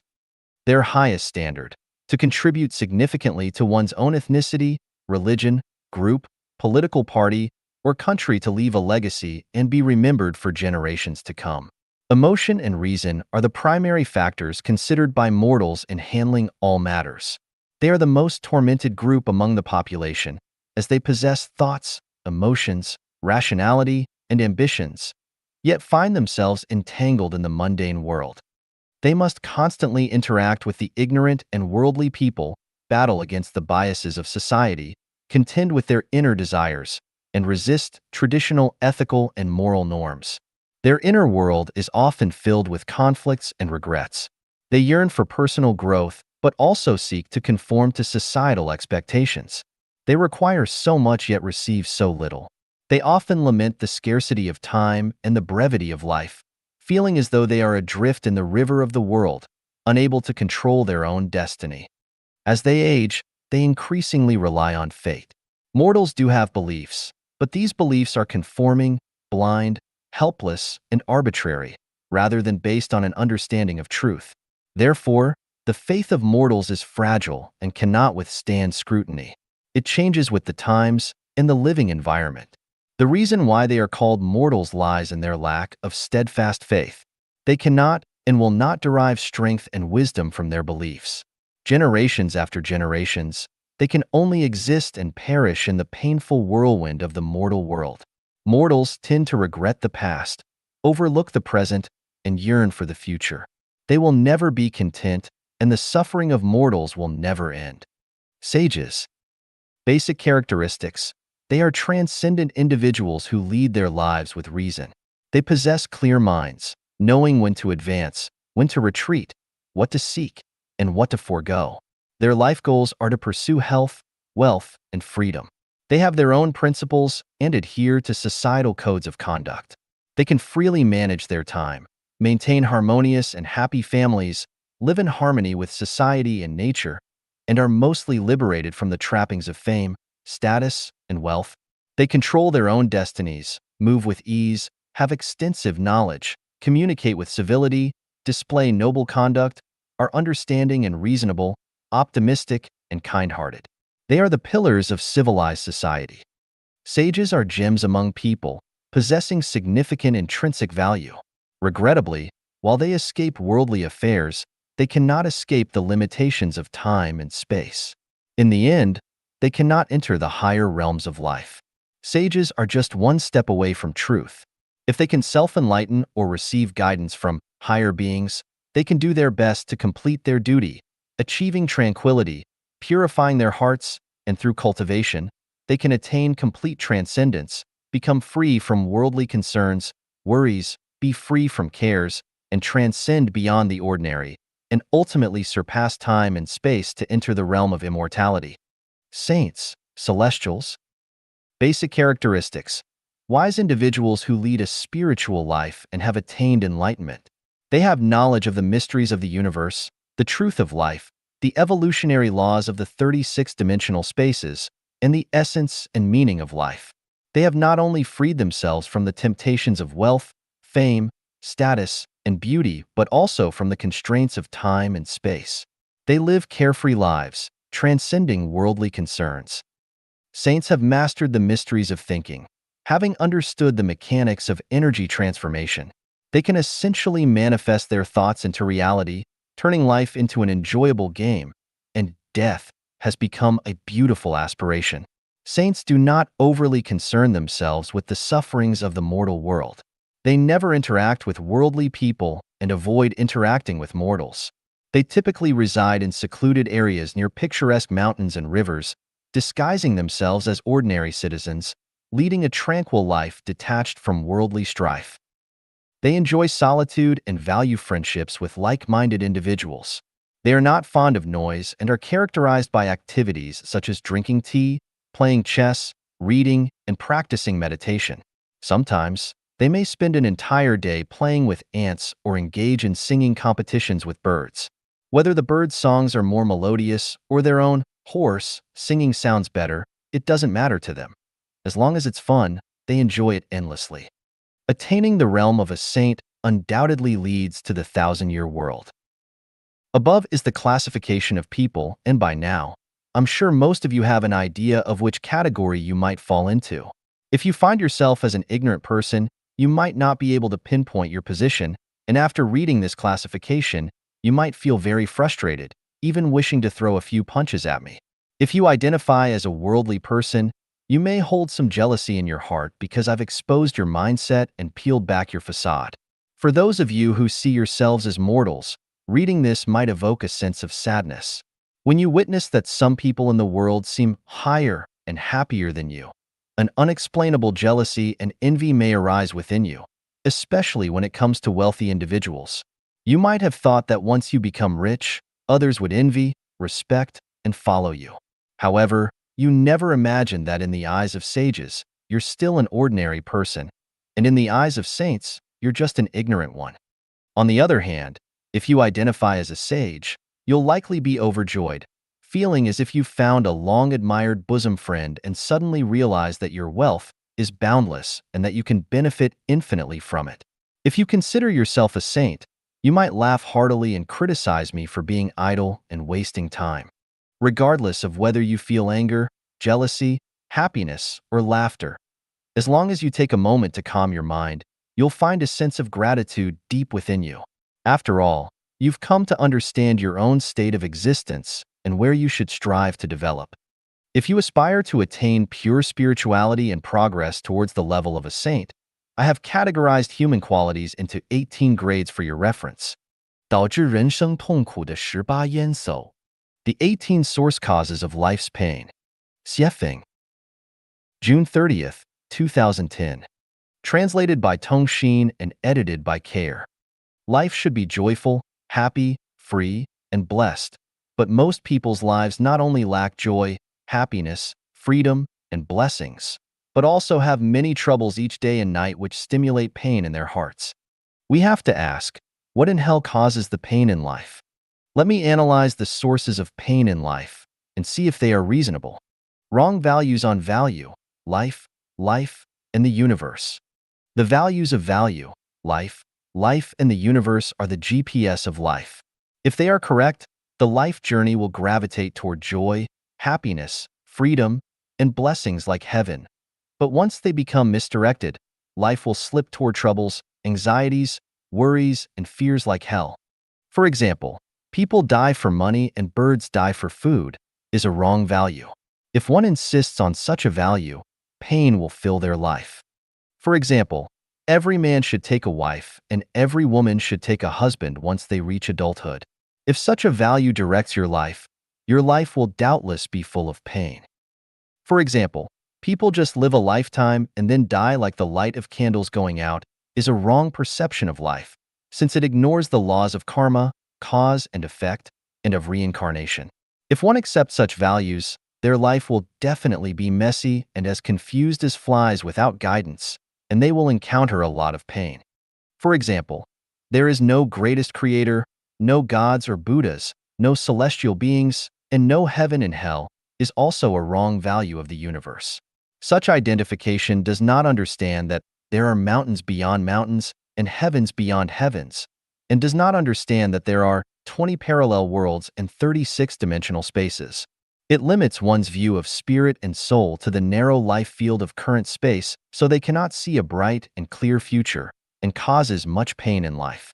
Selfishness. People who prefer to selfishly take benefits and profits only for themselves rather than serving or contributing to others and to society will definitely live painful lives. Greed. Only take one cup of water among thousands of rivers and lakes. If one wants to possess all rivers and lakes without restraint, their life will surely be painful. Laziness. Being lazy, preferring leisure over work, being opportunistic, and stealing other people's achievements are qualities which will inevitably lead to corruption and poorness. The result of such people is having painful lives unless they can become pigs. Jealousy. When seeing other people leading lives with better conditions, or living happier, freer, and more joyful lives, one immediately has jealousy and hatred in their heart, or feels uncomfortable without reason, or cannot sit or stand peacefully, or cannot help but be mean and picky, and even wants to harm those other people. This will cause limitless pain in their own life. Complaints. When one has no clear identification of themselves, cannot see clearly their own shortcomings and disadvantages, always puts the reasons of mistakes or responsibilities on others, complains a lot, including complaints to heaven, earth, society, and other people, but never finds reasons from within, such people's lives will inevitably have pain. Comparison. The consciousness of comparison is evil. Once one starts to compare themselves against others, pain comes immediately. Being competitive and aggressive. Being competitive and aggressive, always wanting to have a better life than others, always liking to show themselves off, and always wanting to be superior to others, such people will have much pain during their whole lives. Arrogance. Those who are arrogant, wild, and proud, unable to treat people equally while always feeling superior to them, disrespectful of other people's personalities, dignity, and freedom, always speaking in a tone of teaching and superiority, revealing contempt in their eyes, and have no basic politeness, are annoying people and they will have a lot of pain. Being dependent. Not trusting in and relying on the greatest creator. Not trusting in and relying on oneself. Putting the hope of having a happy life without the troubles of food, shelter, clothes, transportation, birth, aging, sickness, and death on someone else. Always wanting to rely on and be fed by others, and placing their spiritual prop on someone else. Such people will have lots of pain in life, too. Infatuated and poisoned love. Marital love, faithful love, pledge of eternal love, and voluntarily suffering love are all poisonous love. Once one owns poisonous love, their life is inevitably painful. Possession and occupation. Once one owns something, they will definitely taste pain. The more one owns, the more pain will come. In order to possess something, one must spend their time, energy, and heart to own it successfully. In order to maintain all they have, they need to think thoroughly to find the solution. In order to occupy for as long a time as they can, they have to cheat, fight, intrigue against others, and even join life and death struggles. How can such a life not be painful? Chase for fame and profits.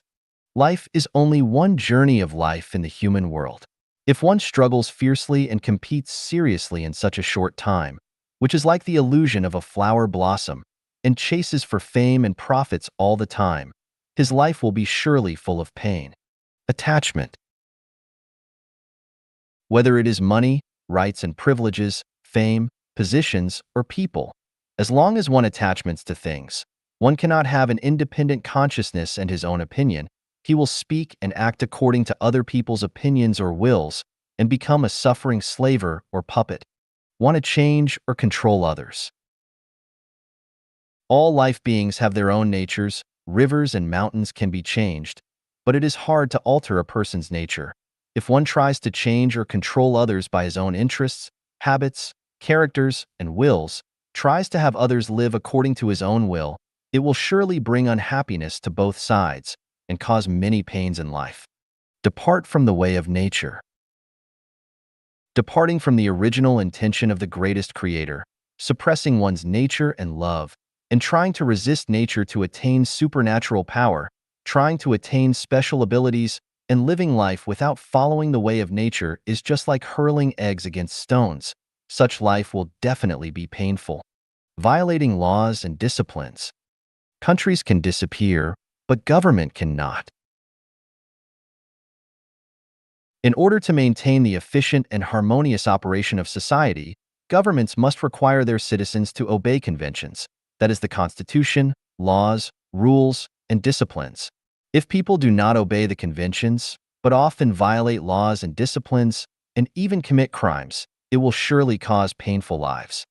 The consciousnesses of marriage, family, nation, political parties, religions, and organizations. Once people have the above consciousnesses, once they enter into the programs of marriage, family, nation, political parties, religions, and organizations, their lives will definitely suffer. 好人、善人、坏人、恶人的标准. The standards of good, kind, people and bad, evil, people. Xiefeng. March 17, 2011. Translated by Tong Xin and edited by Care. The standards of good, kind, people. All those who bring joy, happiness, freedom, and blessings to others are good, kind, people. All those who lead others to the way of the greatest creator are good, kind, people. All those who help others to get through difficulties are good, kind, people. All those who promote others into good and harmonious relationships are good, kind, people. All those who love and cherish nature and life are good, kind, people. All those who promote human beings toward the directions of peace, union, and prosperity are good, kind, people. All those who can live independently but do not bring troubles or pain to others are good, kind, people. All those who lead others to a wonderful future are good, kind, people. The standards of bad, evil people. All those who bring to others troubles, pain, fear, and anxieties are bad, evil people. All those who lead others to the way of the devil are bad, evil people. All those who lead others into difficulties are bad, evil people. All those who destroy nature and hurt life beings are bad, evil people. All those who block others' good futures are bad, evil people. All those who impose their own wills upon others are bad, evil people. All those who make and spread rumors are bad, evil people. All those who urge others to enter into marriage, traditional families, or any organizations are bad, evil people. 看看自己是不是正走在魔鬼的道上. Check if you are following the road of devils. Xiefeng.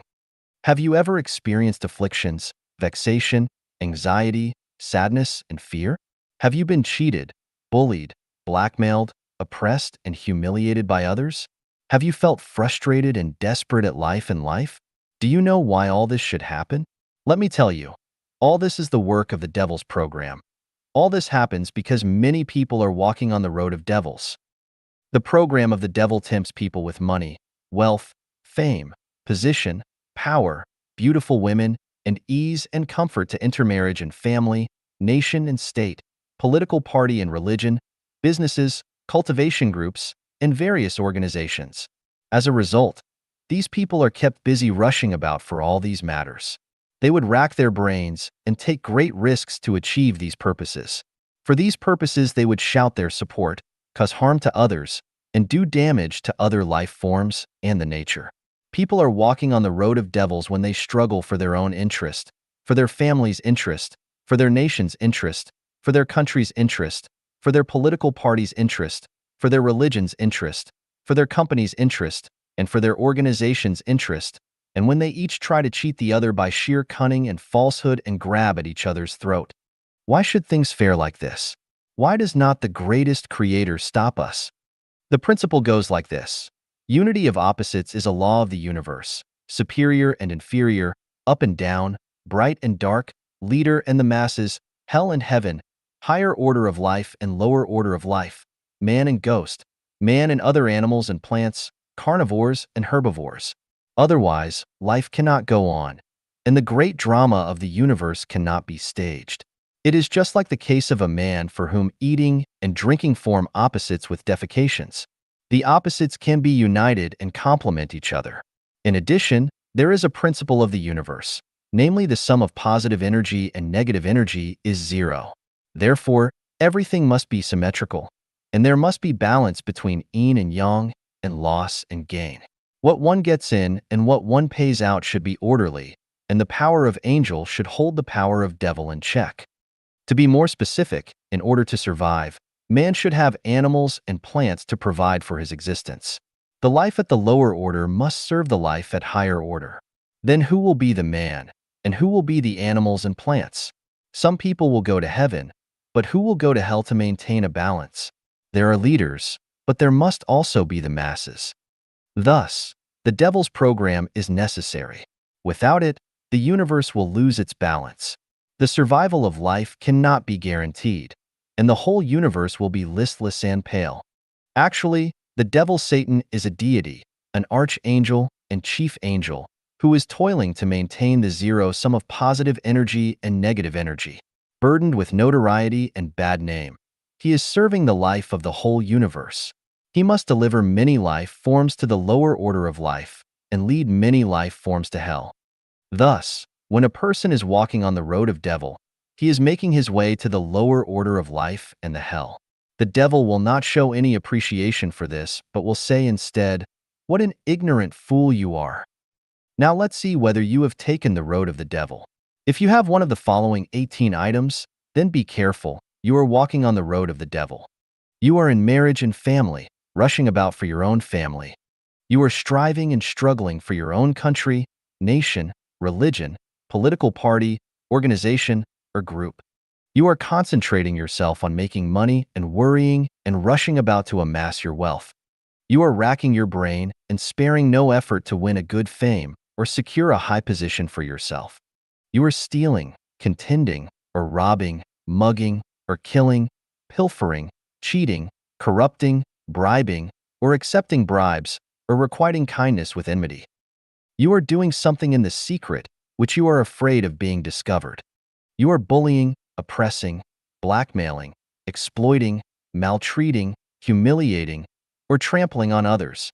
You break your word and do not keep your promise, always trying to find an excuse or reason to exculpate yourself from your fault or crime. You are eating things you are not supposed to eat, using things you have no right to use, and doing things you are not entitled to do. You are affronting or desecrating the greatest Creator, or affronting or desecrating God and Buddha, or affronting or desecrating sages and saints, or affronting or desecrating ancestors, or affronting or desecrating president of the country, or affronting or desecrating your own parents, or affronting or desecrating others. You are threatening, abducting, or controlling others and restricting their freedom in the name of love or other excuses. You are propagating and publicizing incorrect outlooks on life, value, life, and the world. You are inciting, or abetting others to plot a rebellion. You are spreading gossips and rumors to ruin the close and harmonious relations between others. You are jealous of others' joy and happiness, and you feel resentment at others' freedom and blessing. You are always envying, or complaining, or reprimanding, or hating, or detesting, or attacking, or hurting others. You are always making comparison with others, or prompting others to make comparisons. You are polluting the rivers, the land, and the air with chemical materials, waste water, and waste gases, or polluting others' spirit and soul with negative, passive, and pessimistic mood. If you have any one of the above 18 items, then you are walking on the road of devil.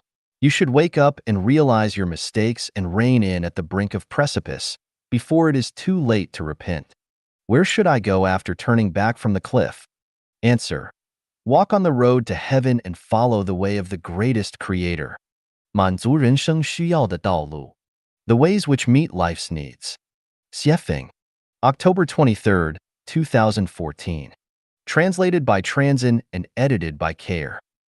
The American psychologist Abraham Maslow believed that human has 6 major needs: physiological, safety, love and belonging, self-esteem, self-actualization, and self-transcendence. To be specific, life needs food, water, air, sex, sleep, safety, resources, health, medical care, assurance of having a job, family affection, friendship, love, self-esteem, social status, confidence, a sense of achievement, morality, skills, creativity, and so on. Meanwhile, Maslow also argued that human needs are hierarchical and that they will be fulfilled at each level, from bottom up. That is to say, fulfilling the physiological needs comes first, then the safety needs, and so on, and the self-transcendence efforts can only be made after self-actualization. For me, Xiefeng, my life needs are as follows: a room with a bed, a desk and a chair, 3 suits of clothes and 2 pairs of shoes, 2 meals with plain tea and simple food each day, being surrounded by like-minded people who share the same resonance of consciousness, being busy every day, having a clean, orderly, and beautiful environment, sharing everything with everyone, doing everything willingly but nothing compulsorily, peace, harmony, warmth, health, realizing my dreams and ideals, understanding life and time and space, and knowing the destination ahead and the realm that life can reach. How does one realize this ideal of needs? Maslow listed them from the bottom up, but I do from the top down. I have found that in Tao, virtue, benevolence, righteousness, courtesy, wisdom, credibility, achievements, sorcery, and magical art. Only when there is Tao, everything else can be met. If we start from the bottom level and first pursue magical art, then one can never reach the realm of Tao because life is too short, and when we have fulfilled all our needs at the lower levels, we would have neither the time nor the energy to pursue Tao. Thus, we have to first clarify life's road ahead and the realm to which life wants to take us. Once this key issue is resolved, the others will readily be. I used to be obsessed with making money. I built my own company, and at one time I had 4 stores, a nightclub, a bar, a fast food restaurant, and also leased a dancing hall, a restaurant, and a barber shop. My annual net income reached hundreds of thousands USD. Later, I miraculously survived a car accident and began to understand things differently. I found that people had unexpected good or bad fortune and that life is vulnerable. If you do not first understand life's value, purpose, and meaning, and the principles and mysteries of life, then no matter how you live, your life will be blind and you can never fulfill your life's needs. I then gave up my businesses and immersed myself into studying the meanings of life, and from there, I developed the theories of first fulfilling the top-level needs and to gradually fulfill the needs of the lower levels in a natural order. Today, I have fulfilled all the levels and have achieved my life's needs, though this would be extremely difficult for even a president or a billionaire to do. Now, what else do I need? I only need one thing, and to have fun. I do whatever is fun. The desire to enjoy the finest food, clothing, accommodation and travel, birth, senility, illness and death, fame and wealth, and leaving a lasting reputation are out of my mentality. Everyone who has communicated with me has benefited from me, so I think that becoming a guide to life and life is not only appropriate, but is also assumed. 无忧人生三大法宝. Three magic weapons for a carefree life. Xiefeng. February 18th, 2013. Translated by Shidai and edited by Care. When we are born on Earth, it is inevitable that we will develop many worries. Some of these worries will be for food, clothing, shelter, transportation, birth, aging, illness, and death. The worry about how to make our lives run smoothly and have wonderful futures. The worry about how to keep relatives and friends successful and safe. And the worry about how to fully enjoy love and sexual intimacy. Because of these worries, some of us will begin to walk on the way of the greatest creator in life, Echanuan. Although many of us might have little confidence in their futures and endure fear in their hearts. Therefore, I will show you three magic weapons to help you achieve a carefree life. These weapons will strengthen your faith and overcome your difficulties, help you cross your mountains and swamps, in order to arrive successfully in heaven. The first magic weapon is having firm faith in the greatest creator. For since the creation of the world, God's invisible qualities, his eternal power and divine nature, have been clearly seen, being understood from what has been made, so that men are without excuse. Romans 1 verse 20. We are created by the greatest creator, but how do we know this? I will present you with three examples. Every woman has breasts, but they do not provide milk until she gives birth. What does this example show? It shows that the greatest creator has designed this program, and he is looking after the newborn babies. Look at the hairs of our eyebrows, eyelashes, and armpits. Most of our hair can grow to unlimited lengths, but not those of our eyebrows, eyelashes, and armpits. Why? Why are our eyebrows arched and the eyelashes grown on the upper and lower edges of the eyelids? Why are the armpit hairs very soft? When figuring these questions out, we will know that the greatest creator has taken good care of us. Upon reaching the age of puberty, we will develop special feelings of attachment with members of the opposite sex, and when kissing and fondling, women's vaginas will become moist and prepare for lovemaking. If their vaginas remain dry, they would not be able to enjoy the pleasure of sexual love. This program is very complex, so what can we learn from it? We shall learn that sexual love is a precious gift bestowed by the greatest creator to human beings, and it fills our lives with infinite fascination and beauty. It is only when we become good at reading and understanding the book without words of nature that we will learn how well the greatest creator has taken care of human beings in every way and form. So we will know that we have been created by the greatest creator, and that the greatest creator is surely looking after us. It is only by living in accordance with what the greatest creator has designed for us that we will have no worries about our futures and definitely have a carefree life. The second magic weapon is believing in karma. Reap what you have sown. Those who do good are rewarded, and those who do wrong are punished. Good and evil will have their karmic retribution when their time comes. And when the time arrives, one will get all the rewards they deserve. Disasters and blessings have no entry gates of their own. They are summoned by people. The effects of good and evil are like shadows following their forms. Therefore, a joyous man speaks what is good, thinks what is good, and does what is good. Each day he does these three things, and in 3 years, heaven will bequeath to him good fortune. But an unlucky man is he who speaks what is evil, thinks what is evil, and does what is evil. Each day he does these three things, and in 3 years, heaven will strike him with misfortune. The cause and effect are perfectly matching. The mill of the greatest creator grinds slow but sure. If you want to know your past, look into your present conditions. If you want to know your future, look into your present actions. We need to believe in karma. When we believe in karma, we will no longer complain to heaven, earth, individuals, or society, and accept all the twists and turns in our lives quietly and peacefully. What is more is that when we understand the law of causality, we will have no worries that we will surely have beautiful pictures of life in the future as we pursue sincerity, kindness, beauty, love, faith, and honesty. We will have no worries that everything will treat us nicely when we treat them nicely and do no harm to nature, any living beings, any person, or to society. The third magic weapon is putting our best into everything that we do. Submit to the will of heaven, do what one can, just put out our best efforts into whatever we do on each day. treat relatives, friends, society, and nature with love from our hearts, and do our best in daily life. By doing so, we will have no regrets in our lives. As to whether our dreams come true or not, do not feel attached to the results, but let the greatest creator arrange all. Using a saw pulled by a rope in time, any block of wood, no matter how thick, can be sawed through, just as drops of water will wear away a stone. In the same way, those who cultivate Tao must constantly exert themselves in their explorations. Water flows naturally into channels, and the gourd, when it ripens, sheds its stalk naturally.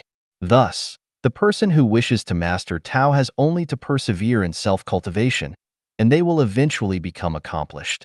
We will have no worries only if we do our best in everything. Having firm faith in the greatest creator, believing in karma, and giving our best in all that we do are three magic weapons to bring you a carefree life. If you have the three magic weapons, your life will be like, let the wind blow and the waves beat, better far than idly strolling in the courtyard. You will no longer have worries about food, clothing, shelter, transportation, birth, aging, illness, or death. You will have a very bright future and a carefree life. If you can keep this state in your lifetime, you will arrive in heaven when leaving the earth. 向全球征集新时代人类生活理念。 Collecting new era life values from global citizens. Xiefeng, May 20th, 2014. Translated by Teng Xin, Song Long, and edited by Care. In order to inherit the wisdom of the past saints and sages comprehensively and to absorb the precious thoughts of today's saints and sages, and to realize the dreams of the talented will be put to good use, and the whole world will be one family, no one would pocket anything found on the ground, and doors are not bolted at night, and everyone is joyful, happy, free, and blessed. Human beings can develop sustainably. The 800 Values for New Era Human Beings will begin its third revision.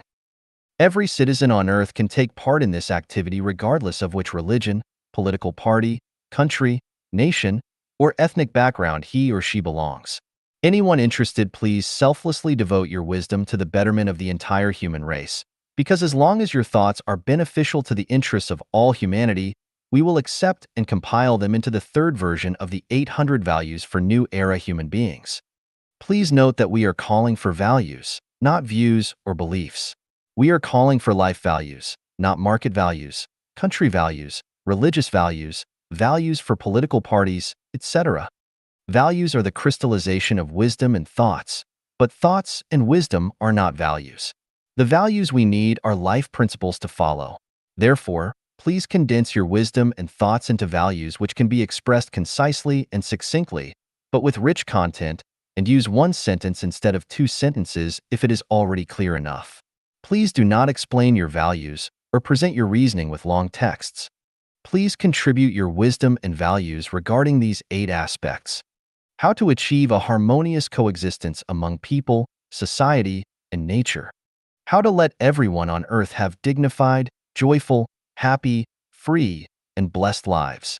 What values, modes, and phenomena in people's lives are ignorant and backward, and with what new ones should they be replaced? What kind of lives should we lead in order to resonate with the laws of nature and of human nature? What kind of belief system, moral system, and value system should we build? What is the meaning of civilization, and what kind of civilized principles and etiquette should we follow?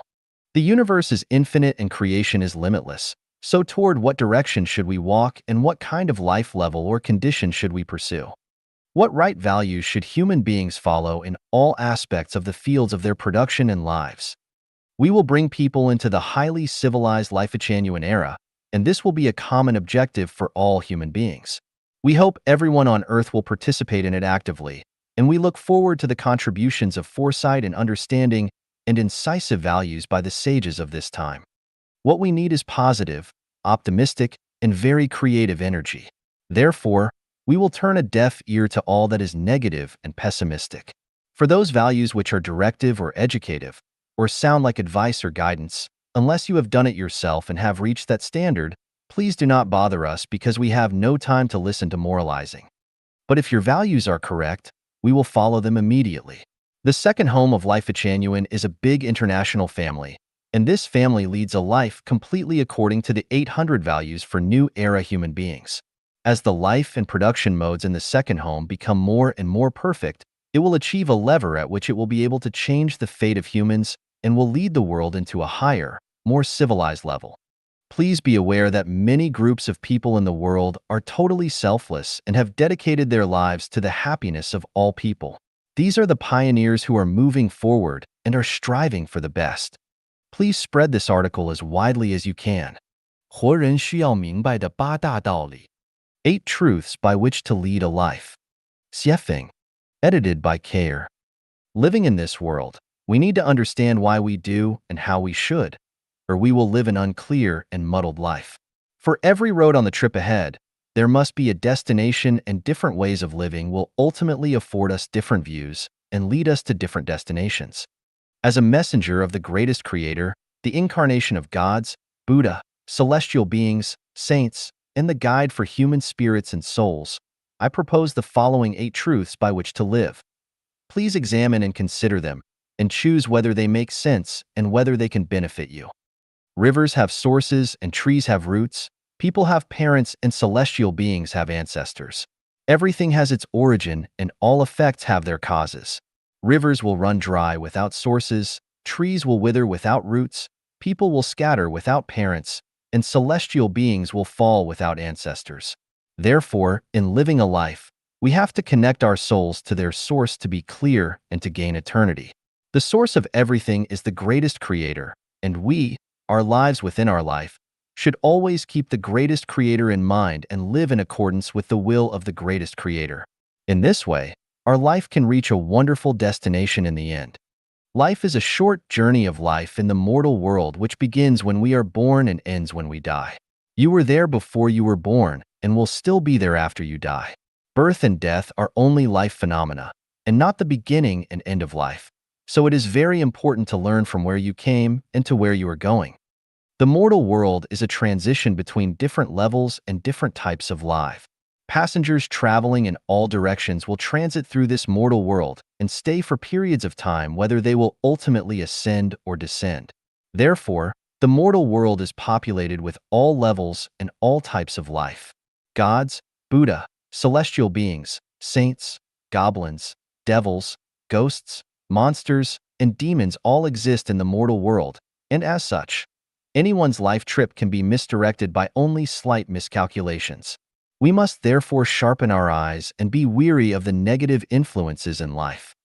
Everything in this world exists within the unity of opposites, and the result of it is always neutral. That is, the amount of positive and negative energy in the universe is always equal. What you have paid and what you have gained are always equal. This means that what one gets and what they give within a lifetime are equal. If you gain more, you must pay more. And if you pay more, you will gain more.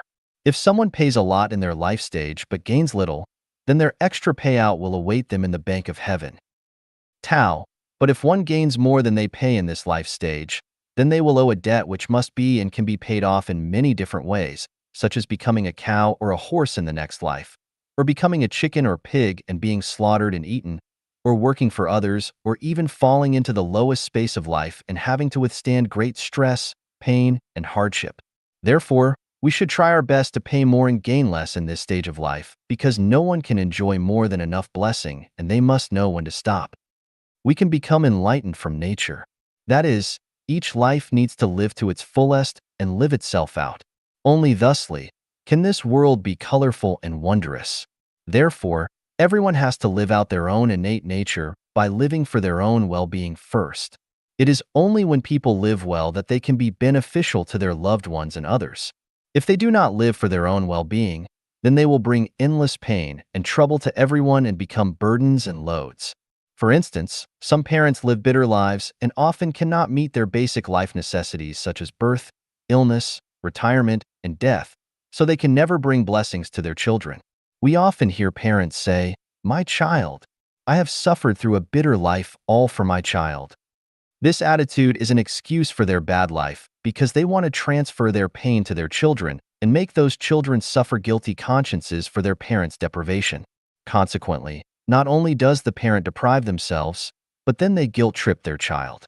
This kind of outlook on life is incisively manifested by married couples when the husband and wife each believe that they have sacrificed for the other and that the other owes them. As a result, both suffer and neither lives out their Tathagata nature. In short, one has to live for their own sake and their own well-being because anyone who lives for others will not only spoil their own life, but will also inflict heavy psychological burdens and spiritual bondage upon others. What is there for people to live for? It is to live for their innate natures, for their gifted natures, to live happy, joyful, free, and blessed lives, and to leave no regrets, remorse, resentment, or sorry at the end. To do this, one cannot live for power, wealth, fame, beauty, vanity, religion, political party, state, nationality, family, or others. They must not try to possess or control anything or anyone, but must accept them as they are and associate with others by following predestined relationships to act in accordance with their natures and to take advantage of opportunities as they arise. They must deliver their lives into the hands of the greatest creator through the arrangements of Tao. Everything physical is a game, but only the soul is true and worthy. Do not be too serious or persistent on anything. Go for it if it pleases and uplifts, but forget it if it hurts or degrades. People will die and fields will become lakes, and that which we are so serious and persistent about, or which troubles us now, will eventually vanish from our consciousnesses. Why bother? Everything in life runs in Tao. Everything is karma. The Lord is everywhere. You reap what you sow. Divine punishments, though slow, are always true with big meshes, letting nothing slip through. Therefore, we must lead honorable and upright lives which are centered on sincerity, kindness, beauty, love, faith, and honesty. No one should be stealthy or talk about spirits, deities, fortunes, or disasters. A good conscience knows no fear. Whatever one thinks, speaks, and does should be faithful to the earth, the sky, others, and society, and to their own consciences. In this way, their life journey will become smoother and more comfortable as time goes on. Their life's future will also be smoother and more beautiful. Just do ordinary, simple things within the capacity of your lifetime. Be content to be ordinary and do not pursue the extraordinary. Settle on doing more small things and avoid attempting big things. Learn how to enjoy the unknowingly quiet life and avoid being the target of the known and the noisy. 1,000 miles can be covered by constant small steps, and rivers and seas are filled where small streams gather. We should always direct our efforts toward laying this kind of foundation. In this way, with persistence over time, the most ideal life will appear, and the most beautiful dreams will come true. These 8 life truths are only my perceptions and are only fit for a small minority. Accordingly, the majority of people are unable to accept them. If you think they make sense, then use them as references. If you think they do not make sense, then find your own ways. We do not discuss, debate, or argue. 用哲学辩证法指导人生。 Life Guide with Philosophical Dialectics. Xiefeng. Translated by Transin and edited by Care. Philosophy is the abstract theory about the nature of the universe and its developmental law, as well as the relationship between thinking and being. Dialectics is the theory of the unity of opposites, the contradictory movements of things, and the universal connections and characteristics of them. In terms of properties, dialectics is part of and resides within the category of philosophy. It is like consciousness and thinking. Thinking is part of and resides within the category of consciousness. Speaking metaphorically, philosophy is the human body and dialectics are its eyes. Philosophy deals with the broad sense, while dialectics deals with the narrow sense. Philosophy is general while dialectics is specific.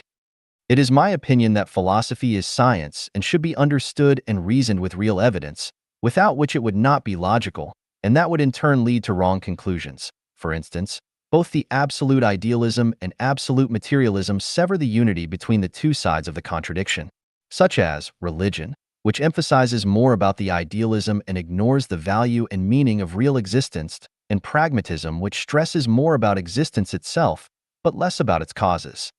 The theory system of Life-Chanuen is mainly based on real evidence, although I have previously expounded more about the teachings and instructions of gods, Buddha, celestial beings, and saints in human history as the core, which is somewhat empty for the faithless, and not only lack operability, but also lack the cognition of the scientific nature of the spatial temporal universe, life and life.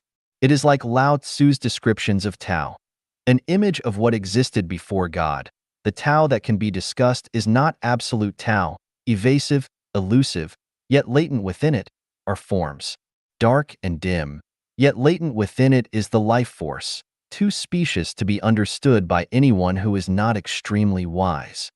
How do we guide our lives with philosophical dialectics? Buddha has no settled rules. Buddha's rules always vary according to the situation. Keep the main and change the others according to the situation. To be selfless is to achieve self. To be free from ego is to achieve ego. To own nothing is to own everything. And so on, which I summed up conforms to dialectics in the philosophical sense and can guide life. Now we will talk in detail about how to understand the world and how to guide our lives with philosophical dialectics. First, let us see the universal law of the unity of opposites in a philosophical sense. This law is to say that all things in the universe consist of pro and con factors which are opposite, incompatible, and contradictory as fire and water. But paradoxically, it is precisely this organic unity of contradictions that makes the world complex and colorful. Specifically, positive balance is negative, light balance is dark, true balance is false, good balance is evil, yin balance is yang, male balance is female, up balance is down, the rise balance is the fall, death balance is life, the tangible balance is the intangible, and so on. How can this analysis be significant to guide our lives? The law of the unity of opposites tells us that there is the physical world, but also the spiritual, heaven, but also hell, material structure, but also the non-material, and the tangible human, but also the intangible God. As such, our consciousness and thinking are not limited to our mortal lives, and will not be limited to the material world that we see. Our field of knowledge can expand to unlimited space and time, to the afterlife, to the non-material world which we can neither see nor hear from our current place. What a remarkable leap of faith this is! Thus, as human beings, we should not only value the present, but also consider the future, not only pay attention to reality, but also consider nothingness, not only cherish life, but also pay attention to the afterlife. Let us now look at the law of mutual change of quality and quantity in a dialectic sense. This law says that any change of quality must be based on an accumulation of quantity.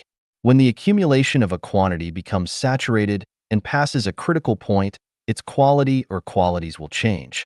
This law has a measurable value and significance in guiding our lives. From the law of the unity of opposites, we understand that while there are humans, there must be gods. Since there are gods, the existence of celestial beings and Buddha become reasonable. Humans, gods, Buddha, and celestial beings are life of different natures. People have human nature, gods have divine nature, celestial beings have theirs, and Buddha has Buddhist nature. If human nature is to be sublime to divine nature, there must be an accumulation of quantity, and the accumulation must develop towards the divine nature. 1,000 miles cannot be covered without an accumulation of steps, and there will be no rivers or seas without the integration of small streams. If one gradually accumulates a divine nature, then in accordance with the law of mutual change of quality and quantity, they will eventually become godlike. Based on the dialectic law of the negation of negation, we can conclude that new things must conquer old things. New things refers to those which are in line with objective law and posse's strong vitality and broad developmental prospects. Old things are those that run counter to objective law and will die out. To determine whether a thing is new or old is to look at its nature, not its form or appearance. For example, many new religions have sprung up like mushrooms with new forms and manifestations, but their natures are variations fermented in old nests, and they are not new at all. Now let us look at the new methods, new measures, and new channels, with the aim of earning money across the globe, such as the transformation from traditional manufacturing industries to service and infotech industries, which appear new when seen from their form and appearance, but are still, essentially, ways to make money. Thus, they are not new because the nature of their profit motive has remained the same. As in the Yangtze River, the waves behind ride on the ones before, New generations excel the old. This is a reflection and portrayal of the law of the negation of negation. From the phenomenon of the global rise of the divorce rate and the growing number of singles, we can surmise a law such that the family as a traditional production and life mode will be gradually replaced with a new form of production and life mode. This is an objective law which will not change by people's subjective wills and will not stop advancing just because people resent it or rebel against it. This new mode is replacing the traditional production and life mode, is a new thing, and no force can prevent its development and growth once it happens. However, the growth and development of new things is bound to suffer and will have to overcome arduous and tortuous processes. When you invest yourself into the development of new things, you must be psychologically and spiritually prepared to suffer difficult times, or the new things will eliminate you. The prospects of old things are dark, but the prospects of new things are bright. So the farther you walk on the way of old things, the narrower it becomes, but the farther you walk on the way of new things, the wider it becomes. It rises here but sets there. It increases here but decreases there. Two extremes are connected but will go in different directions when pushed too far. The rise is sudden, but so is the fall. Ill gain brings ill fate. Karma is the shadow following a body. Extreme joy begets sorrow. Out of the extreme misfortune comes fortune. All these conform to dialectics, so we have to remain alert and have confidence all the while. After we understand the universal law that positive and negative energies always balance out, we can deal with life affairs skillfully and easily. We know that when we constantly give and contribute rather than take and consume, we will accumulate many treasures, but where? They are reserved in the afterlife or the non-material world. Who will enjoy these treasures? No one can, other than the one who has accumulated them. Otherwise, the universal law that positive and negative energy always balance out would be violated. As it is a universal law, it is a necessary procedure. When you pay, you must receive. When you receive, you must pay. If you have given but have not received in the mortal world, then you will undoubtedly receive in your next life or in heaven. Otherwise, the universe would be unfair and untrue. Everything has its destiny. The total energy in the universe is constant. This is consistent with the law of the conservation of energy and of matter. In terms of philosophy, yin cannot exist without yang, and yang cannot grow without yin. Yin and yang are the law and order of the changes of all things, Huangdi Neijing. As we know from the water on the earth, regardless of the surging rivers brought on by rainstorms or the increase of snow cover on mountaintop, its total volume remains constant. It is destiny. This is to say that the quantity of life in the universe is constant. It increases here but decreases there. It rises here but falls there. Well then, where does the increase in human population come from? Are new lives born out of thin air? People who have explored and studied anything about reincarnation know that human reincarnation happens several days before birth. Therefore, an embryo or fetus does not contain life. It can only be called life when a reincarnated soul enters into it. Thus, we know that a new life will only be born when an old one passes on. There is no life without death and no death without life. That is it. In this case, we know that the increased life on the earth must have come from somewhere. If a new life is born, then an old one must have ended. If we analyze carefully, we may wonder about the many animals on the earth that have died. Where have they gone? Have they become human? Where will their lives go if the Earth has a mass extinction in the future? Please refer to 36-dimensional space for the answers. Philosophical dialectics can guide our lives. We have just discussed how to guide our lives by philosophy from the perspective of philosophy. This enlightenment is only the tip of the iceberg. You may draw general conclusions about other cases from specific ones. I hope that each one of you will lead a smart life and that you will have wonderful life prospects. 人生是一场幻象. Life is but an illusion. Xiefeng. Translated by Treasure and edited by Care. Illusions are phenomena that appear in dreams, fantasies, and phantasms. With further inferences, all phenomena that arise quickly, remain briefly, and then disappear equally quickly can also be thought of as illusions. Mirages are illusions, as are dreams, soap bubble patterns, and even thoughts at the end of the day or when we are bored will form them. It can be inferred that flashes and pans are illusions, a large number of cells, microbes, and fungi are illusions. Many photos online are illusions, computer games are illusions, and movies and TV shows are illusions, too. Dreams are illusions because the dream world lasts for a short time. If one dreams for 100 years continuously, would that be an illusion or reality? Of course, it would still be a dream because the moment that the person wakes up, the dream would disappear. So how could the dream not be an illusion? It can be concluded that no matter how long a phenomenon exists, as long as it disappears completely at some point, it too must be an illusion. Thus, it is possible to conclude that life is an illusion because even someone who lives for 100 years will eventually disappear altogether. So why would that be different? Having dreamed throughout the night, we wake up in the morning, and no matter how much we twisted and turned during our dreams, we no longer care about anything that happened in them because after all, they were fantasies, dreams, and illusions. A dream will not affect our mood or state of mind too much. Here is the question. Since we have deduced that life is an illusion, is it necessary to be sad for our twists and turns in life? Is it necessary to be anxious about things in our life? Is it necessary to struggle hard for things and hunger to reach goals? Is it necessary to make others behave according to our own wills? When the illusion of life disappears, will it not float away as a dream? When the earth we live on disappears completely in the infinite universe and all of humanity disappears as an illusion, what about a single person?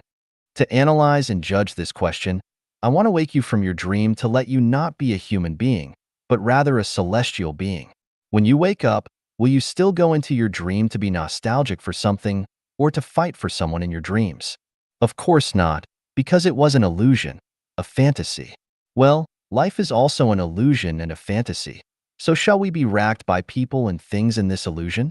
Of course not. Who remembers their grandparents' grandparents? Not to mention the fact that the memories of our grandparents' grandparents are already blurred even in the incomplete memories of our grandparents. Who will remember us 100 years after we die? We take for granted that we have importance in the present, but that is a complete illusion. Many great historical figures have died. They thought that they were important back then, but what about now? The earth goes on turning and humans go on reproducing. The footsteps of civilization never stop marching forward. So it is unnecessary to be too sad when people around us die because death is a normal phenomenon and everyone will die, including ourselves. So never be overly anxious, fearful, or sorry because it is all an illusion. Nobody can control your dream. Who can even control their own life? It is delusional to think that if you do something, you will get something. That is impossible. You cannot secure yourself against all risks and dangers. How can people control your life? You cannot wear shoes when you are supposed to be barefoot, and you cannot stay on the mountain when you are supposed to leave. Cold shoulders cannot be expected when you are thriving and on the way up. That every cloud has its silver lining may be forgotten in despair and adversity. Therefore, never force yourself to learn, suppress yourself to work, or force yourself to do what you dislike and which is against your own better judgment. No matter how successful you are, outstanding or a billionaire, or how glorious your family reputation has been flowing down through many generations, when you wake up, all will have been a dream. Affection and love tactics are the most difficult traps for people to escape. They are the most terrible traps in life. Ask the mortal world what love is. It drives one mad to death. Now think about it. Life is but an illusion. After waking up, everything will be nothing. So is it necessary to be bogged down on affection and love? It might actually be better to live as a beau, a dandy. What people fear most is losing what they own and are most attached to their property, their power and status, their reputation, and of course their most beloved lover. However, they are not at all necessary. What really belongs to you and cannot escape is yours, but if it is not yours, you cannot keep it. Any way one looks at life, it is still an illusion which can be shattered and vanish in a moment. So why make yourself suffer for it? Why not enjoy a natural and unrestrained dream? Has anyone in history been so intelligent and so powerful that they could control everything? Not one. Everyone is acting in a play. They are playing roles, following scripts. If anyone could control all things with their wisdom and power, their fortunes would be as boundless as the East China Sea, and they would live a very happy, healthy, and eternal life forever. Have there been any? Not one. This proves that man is only a grain of sand in a sandstorm, a drop of water in the sea, and that nothing can really be controlled by anyone. So why not just follow predestined relationships and take things as they come? Life will be easier and more natural. People expend a lot of time and effort on their health and appearance, yet regardless of their daily exercise and nutritious eating habits, the sick are still sick and the short-lived still come to untimely ends. No matter how much paint and powder one applies to their face or how much plastic surgery they undergo, wrinkles still creep onto the forehead and cheeks as time passes, and signs of aging become more and more visible every day. These changes cannot be resisted, so why try to fight them when you know that you cannot? Life is too short. Fiddle with this today, fiddle with that tomorrow, and remain confused. You will still get old, fade away, and die. It is a bad deal to live in fantasies, but an even worse one is to indulge them. Do you worry? What do you worry about? You were worried when you were dreaming. What about when you woke up? My point is that there is no need to worry about anything because all of life is ultimately only a dream. There are no real scenarios because life will end. Will all the worry not be gone with the wind? Enjoy the present. Do not worry about tomorrow or the next day. Everyone's life has been predetermined by their destiny, their script. Worry is useless, so why persist with this fantasy, waste your recreation time, and ruin your relaxed mood? Your state of mind is different when you are asleep than when you are awake. Sleeping people led befuddled lives in their dream worlds of obsession, worry, anxiety, sorrow, and fear. However, fully awake people know that all is but an illusion, so they have neither strong bliss nor intense grief, but are just pleasant, relaxed, and calm. Who are these people? Celestial beings, of course. Within the universe, everything is an illusion except for the greatest creator. People live in illusions because all lives are illusions. In this sense, illusions are reality. Illusions are stages of life. People live one dream after another and live a large number of dreams throughout their lives because lives consist of dreams. Although people live in illusions today, this is really the entirety of human life. Never expect to lead a real life without it being an illusion. Even the 1,000-year world, the 10,000-year world, and the celestial islands continent of the Elysium world are all illusions. The differences are that those illusions are more beautiful and splendid and go on much longer. It is very clear that everything is an illusion, but most people are too stubborn, obstinate, and perverse to see them as such and are convinced that they are living in reality. When one awakens from their dreams, their soap bubbles will burst and they will say goodbye to their dream, but they will do it unwillingly and with disappointment and frustration. Knowing that life is an illusion, how does one lead a wonderful life? Whatever it is that makes you happy, joyful, free, and blessed, just do it. Follow your best judgment, have fun, then play. If something bothers you but you need to do it, make a perfunctory effort. No fun. See you later. Better yet, never see you again. 第二家园走不复古文明道路。 The second home does not take the road of reverting to ancient civilizations. Xiefeng. People have created splendid cultures and invented innumerable production tools and living products. Inventions, innovations, and scientific developments have relieved us from backward and primitive production and living modes. Except for those gifts bestowed by nature, all that we enjoy today comes from those advancements. If civilization abandoned science and technology, then it would not be an advancement, but a regression. The way of the greatest creator is the way of nature. Scientific inventions and technological advancements have not gone against nature, but some have been used in irrational ways. Achievements of technological inventions and progress have gone against the ways of nature in many aspects, but the fault is not theirs. Rather, it is from people's misuse out of selfishness and greed. Cutting vegetables is a natural use for a knife, but using it to cut woods or to kill people is a misuse. The problem lies not with the knife, but rather with the person who misuses it. It would be extremely illogical to blame the knife, rather than to look into the false consciousness of the person who behaves irrationally. Would it be better to use toilet paper or clods of soil to wipe one's buttock?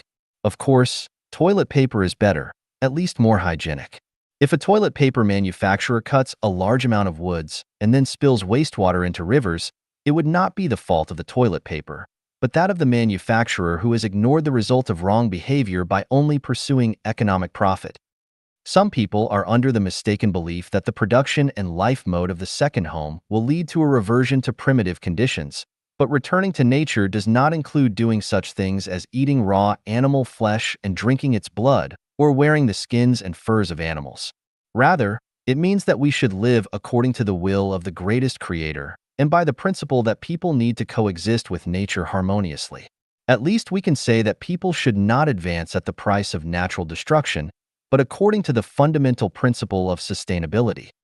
What we have created is a brand new civilization which will not only inherit all the positive achievements of scientific and technological development, but will also advance humanity into a more developed stage of civilization. It would not be possible for us to revert to ancient practices because although we would absorb wisdom from ancient cultures, we would not be limited by them. We would learn from their essence, but would not revert to them. Our thoughts should neither be confined to ancient ones, nor make us repeat the mistakes of our ancestors. Following in their footsteps, we need to initiate a new future and a new way of living which will avoid the recurring tracks of previous civilizations which have been destroyed completely.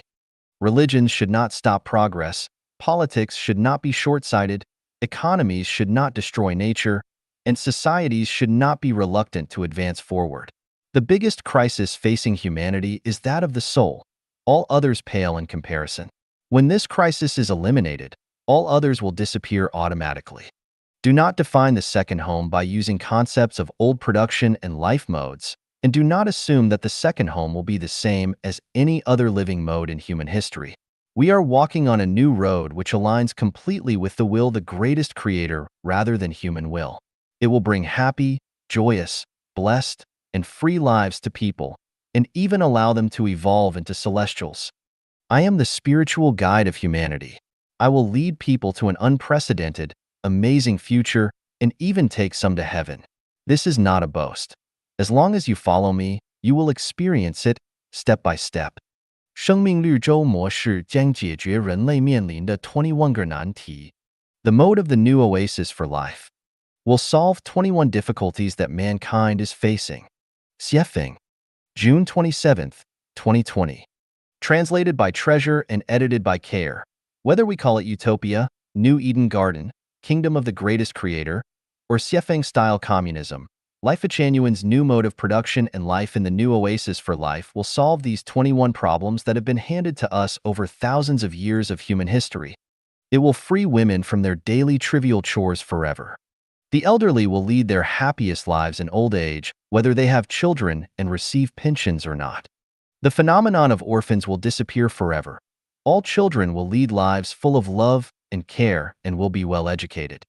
The phenomena of people remaining unattached and lonely will disappear forever. Domestic violence will disappear completely. The conflicts among religions and belief systems will end forever. Political parties will have no purpose, so competitions among them will disappear.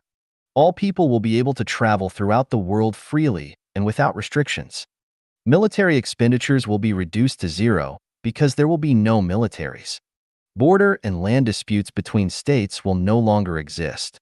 Regional and ethnic conflicts will no longer exist and peace will abound everywhere. Drug abuse and gambling will disappear completely. Official corruption will disappear completely, as officials will have neither need nor ways to corrupt. No wealth disparities will exist as everyone will have everything yet own nothing. Courts, lawyers, and legal systems will die out gradually as they will no longer be needed. Criminal activities will be reduced by 3/4 and security will be greatly enhanced. The population will stabilize without sharp increase and decrease and will be in balance with planetary resources. Atmospheric pollution as well as that in all water and on the earth will disappear. Extinction of species will end and many lost ones will return. Climatic disasters will no longer occur and distinct seasons with consistent climate will become normal. At least half of the people will sublimate into angels, bodhisattvas, celestial beings, and Buddhas.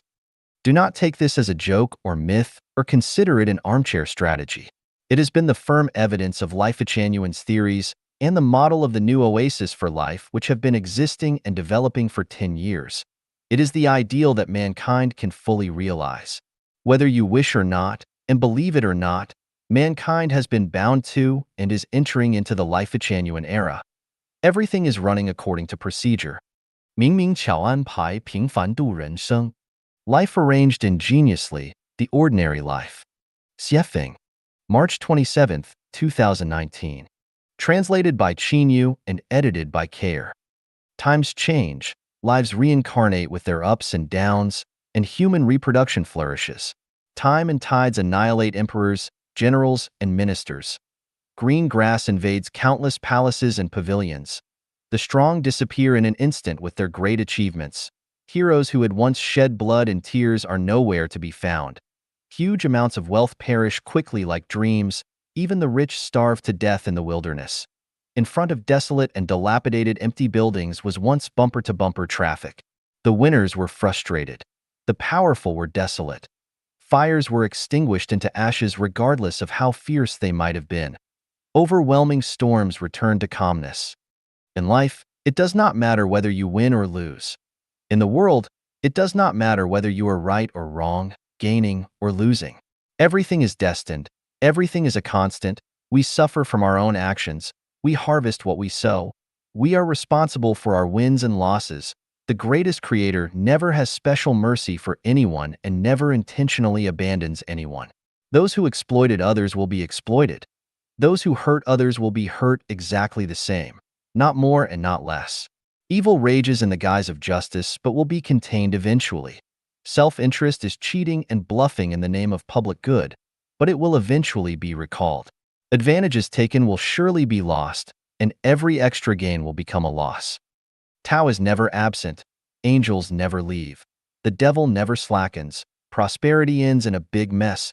Prosperous ages end in ruins. Lavish banquets end. That which flourishes dies. Phenomena will not last, but essence never changes. There are tens of thousands of ways to die. If one does not know how they will die or where they will be in 100 years, then what is the use of being busy? Why are you in a hurry? Clouds are rolling and unfolding. Flowers are blooming and falling. Rushing passers-by cannot hold anything. Lonely ghosts cannot find places in which to settle down. What are you fighting for? What annoys you? It is all a waste of energy, a waste of the meaning of life. Useless usage has great use. Power, status, reputation, money, real estate, and houses are all passing clouds, and the winner of them must be captured by the devil. The states of realm, virtue, quality, etiquette, gratitude, contentment, and courtesy are all the claims of life, so one will be blessed by heaven if one possesses them. The sum of all positive and negative energy of the universe is zero. If you gain something here, you will lose something there. Looking at heaven, looking at hell, looking at the world, everything is clear. Joy is sorrow, gain is loss, suffering is happiness, frugality is abundance. You might be eager to get what you want, but when your desire is met, misfortune will follow. You might be eager to achieve success, but when you succeed, you will suffer from it. Virtuous individuals, please listen to me. Avoid the urban noise and return to the rural countryside. Life is like a chess game, and each one is different. We cannot see it through. We cannot explore it all. Why not raise a few chickens and ducks or go to watch the full moon in a field? Pickles and steamed buns warm the stomach and ragged clothes are like honey to the heart. The chaos of the world is not without its source. Do not go back and forth hurriedly and quarreling. It is hard to tell who is right and who is wrong when all are jollifications of knacks. A big fire will burn everything down. A flood will wash everything away. The pandemic came quietly, and man-made misfortunes are everywhere. Living today, we do not know tomorrow's situation. Something superfluous might cost your life, so why rush yourself and worry? The world is like an unsatisfactory tight dragnet, but everything is arranged ingeniously. Every detail is clear, not a word or act is wrong. Do not hate anyone, do not complain about things happening in the world. Results are what matter. Find the benevolence of the divine across 3 lifetimes. Evil things in the world are made by good people, and supremely good deeds are made by evil people. Good intentions always create trouble, and slander waits beside honor and favor. Misery. Happiness is to be found by its side. Happiness. Misery lurks beneath it. Disaster is a blessing in disguise. It is better to cultivate in the countryside, to be an ordinary person, not to be famous, not to fight for profit, but to light the sacred lamp in your heart and watch the world change. Relying on other people, one will exhaust themselves on them. So why not rely on the Tao of the greatest creator? Everyone has a life trajectory that cannot be changed, so why bother to worry about others? Parents' suffering cannot be replaced by their children's, and the children's sins cannot be negated by their parents, let alone by others. You might think that you are doing something for the good of others, but how do you know that you are not working against Tao and disturbing their trajectories? You cannot give money to others without having money in your pockets. How can you guide others to live well if you do not live well? Depend on your own experiences and feelings, and do not listen to others' moral preachings. No harm in life is greater than that which affection can do when it is deep and hurts very severely. Sentient beings are trapped in affection nets until they die in mazes of affection. If you cast your affection onto someone, then their burden will become yours. So why not direct your affection toward idyllic, green mountains and blue rivers? Attaching affection to flowers, birds, insects, and fish is more beneficial than doing so to people. How can you wash your feet while still standing in mud? How can you sever your worldly ties while still living in the world? Waves never end. Repaying debts by borrowing will keep you in debt forever. We also need to repay our debts that we borrowed from nature. The only way to eradicate debt is by giving alms formlessly. Our minds should not abide in form, sound, smell, taste, touch, or dharma, but should abide nowhere. This mind abiding nowhere is our true mind, which is nature, Buddha, angels, and celestials. Looking throughout the world, the best place for life is the new oasis for life. 审视一下自己是不是赌徒。Check if you are a gambler. Xiefeng, May 22nd, 2020. Translated by Qin Yu and edited by Kair. Do you gamble? Check this out. What is a gambler? It is anyone who wants to win rich rewards by betting their money, youth, future, and life on uncertain things which they self-identify as certainty. Gamblers lose everything that they begin with, including the clothes on their backs. Eventually, are there any who earn good lives by gambling? Casino dealers can do very well, but they are not really gambling because the games are all stacked in their favor, but most people who participate in gambling will lose and will end up with crushing losses. The truth is simple and clear, but people still want to gamble. All are gambling. I studied carefully and discovered the surprising phenomenon that almost everyone gambles, with marriage being the biggest gamble in life. You cannot be sure of its outcome. You can never fully understand the other person's personality, outlook, temperament, character, interests, and other factors, but you are betting your whole youth and your entire life on them. You expect to be happy, joyous, harmonious, and blessed, and expect to remain in love with each other for your lifetime. But then what happens? It is not necessary to analyze the results. The eventual result of all gambling is that the gamblers all lose. Since marriage is a big gamble, the result is of course tragic. Participating in religion and becoming a believer is also gambling. You base your destiny and future by betting on the religious rituals, ideas, practices, and beliefs that you firmly believe are correct. But is your religion the absolute truth? Almost every religion claims that theirs is the only correct belief, but this is only its own wishful thinking. Can it withstand the challenges of facts, science, logic, and spiritual perception? Regarding the three major religions, Christianity, Islam, and Buddhism, they are each contradictory in terms of life and death, so which one is right? After death, are there reincarnations, or merely lying quietly and waiting unconsciously for a final judgment and possible resurrection? If you are not sure, then are you not gambling? Christianity practices monogamy, Islam allows men to have 4 wives, and Buddhists do not marry at all to become monks and nuns. Which one is consistent with the truth of the universe? It is said that there are more than 1,000 political parties in the world. No matter which one you choose to join to become a member of, you will still be doing the equivalent of gambling in a casino. Political parties are contenders for power and interest. As long as you compete and race for them, there will be winners and losers. Anything that has winners and losers is a gamble. Therefore, partisans are also gamblers. Do you have children? If your main purpose of giving birth to children is to bring glory to your ancestors and to protect and support yourself in your old age, then you are gambling. Because whether your children can bring glory to your ancestors or protect and support you in your old age is unknown and produces a questionable future.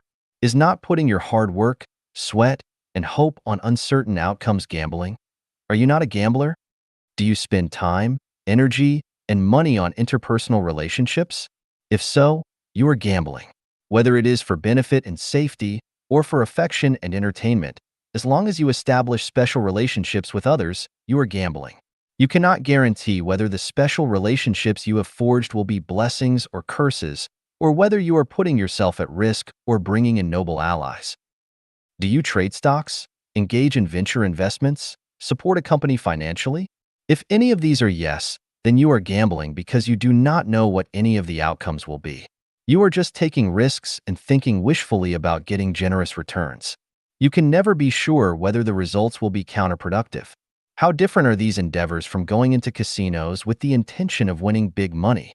Whether it is a battlefield, officialdom, a workplace, business, love, a family, a teaching field, or a relationship, its nature is the same as that of casinos. Once you enter any field, you are gambling. You are a gambler. As long as you invest your time, energy, physical strength, mental energy, and even your future on something that cannot be determined for its developmental direction and future results, then you are gambling and you are a gambler. Wake up now and ask yourself, what on earth are you here for? Are you here for a huge gamble? If you think gambling is fun and exciting, then play as much as you like. Anyway, everything is empty in the end, so why not enjoy it? However, if you know that emptiness is not empty, then you had better think deeply about life. 生命禅院关于安乐死的观点和态度。 Life Chanuan's viewpoint on euthanasia. Xiefeng. August 26, 2019. Translated by Qinyu and translated by Kair. It is extremely difficult for people to live entirely smooth lives. Only a small number of us can do this without ever suffering from diseases. Most of us either die young, are tortured to death by illnesses, die in natural disasters, or are forced to commit suicide by their emotions. Some are killed in the turmoil of war or die from starvation, thirst, exposure, car accidents, and so forth, and are unable to reach the end of their lives naturally and satisfactorily. The most ideal way to end one's life's journey is to go to sleep in good health but not wake up. Another way is to use the Chanyuan meditation. That is, to choose one's day and time of death and then enter meditation to end their journey in this world. Neither method is easy for the public to grasp. Sleeping without waking up is a method that requires a great deal of blessings, and the Chanyuan meditation method requires long-term self-refinement and self-cultivation. So, is there an ideal way for the general public to meet their end? Yes, it is called euthanasia. The general interpretation of euthanasia is to stop medical treatment for patients who cannot be cured so that the patient can die comfortably. Life Chanuan's explanation is, anyone who does not want to continue their life, but wants to end it voluntarily should be allowed to do so. People should have the right to decide their own life paths. In fact, most people are kidnapped by their reality, the environment, or by their relatives. They live passively, not actively. We should offer the right to choose and decide their own life's ending to everyone. Anyone who has reached the age of 18, despairs of life, and is willing to end theirs should be offered the option to be euthanized. Regardless of their situation, as long as someone still wants to live, regardless of their age or physical condition, they should be treated, given energy, and the hope to live. How much time is enough for someone to live? A century? A millennium? The truth is that for most people, no amount of time is ever enough. Immortality is everyone's wish. However, life is a short journey of life in the mortal world. In the end, everyone has to part with life. No matter how much they love being alive, ending it is inevitable, and since farewells are inevitable, it is only a matter of time before everyone will sooner or later have to say goodbye. We associate closely with our friends and relatives, but no matter how close our relationships are with them, no matter how much we like them, or how much they want to stay with us, we will eventually have to say goodbye to them and leave. We cannot stay with anyone forever, so since we have to leave them, we should find the most suitable time to do so. Is euthanasia not a kind of farewell? Why bother preventing anyone from leaving? It is better to arrange everything leisurely and give a decent goodbye in a cool and ready manner than to end one's life in a hurry with regrets, remorse, anxiety, and fear, without saying goodbye to those of whom we care. Of course, the vast majority of people would not agree with this life-genuine view of euthanasia, and only those in extreme despair would accept it gracefully. Someone might ask, should we euthanize someone who is 19 years old, healthy, and in the prime of their life with a clear mind and a bright future? It would be the biggest joke ever, but no laughing matter. It would be very cruel. Of course, many people believe that the implementation of euthanasia would be murder if it were not only voluntary but also agreed upon by relatives. But hold on a moment. I have a question. Roughly 1 million people in the world end their lives annually. How many of their relatives have signed on to and agreed with those decisions? Of course, not many. So why would anyone need anyone else's consent if they are willing to end their life? If people could only do this with the consent of their relatives, then few would ever be able to. Of course, this kind of euthanasia requires legislation and a national convention. Otherwise, it would be difficult, if not impossible, to implement. I want to say that we can hardly imagine how many people in this world are living in extreme pain and despair. Many feel tired of life and do not want to continue on, but they have to bite the bullet and continue to live because they are kidnapped. Many others are in pain and are being tortured to death, such as those who are lying in hospital beds for long periods of time while incurable. They need to decide for themselves whether they are willing to accept euthanasia and should not require the consent of any relatives. Now that technology is developed, it is possible to video record the patient's words and wishes. In other words, anyone who voluntarily accepts euthanasia can speak their own mind and record it in an environment in which they are free from any duress, coercion, or kidnapping. Without this legally binding video, euthanasia would not be implemented. If a young person wanted to end their life, their relatives might call them selfish, but who is really more selfish, the young one or the relatives? Actually, I have thought about this. If Life Genuine were to implement euthanasia and hospice care, at least half of the people who want to commit suicide would give up those thoughts, and that number might be saved every year. By the way, it is better to deal with the people after euthanasia in accordance with the arrangement of the Life Genuine funeral system. The more we open up, the easier and simpler things become. The more restrictive we are, the more difficult and complex they become. 认识自己的一道法门。One way to know yourself. Xiefeng, July 6, 2020. Translated by Qinyu and edited by Care. It is fairly easy to understand others, but more difficult to know ourselves. However, when we do not understand ourselves correctly, our lives will be lost, stepped over, and frustrated everywhere. Recently, through my work, I found a method to learn about myself, and you are invited to try it as well. To know ourselves, we must first establish a reference point and compare ourselves to it. Then we can better understand ourselves. Over the past 3 years, I have operated a small hotel in BC, Canada. The nature of the hotel is my 3 sets of large, medium, and small towels, sheets, and quilts are pure white. So once soiled, it becomes next to impossible to restore their original appearances. In contrast, the better one's financial situation is, the cleaner and neater they leave their rooms, and the better they communicate and get along with others. All in all, those who messed things up and could not communicate well were lower middle-class workers, while the more civilized were more intellectual.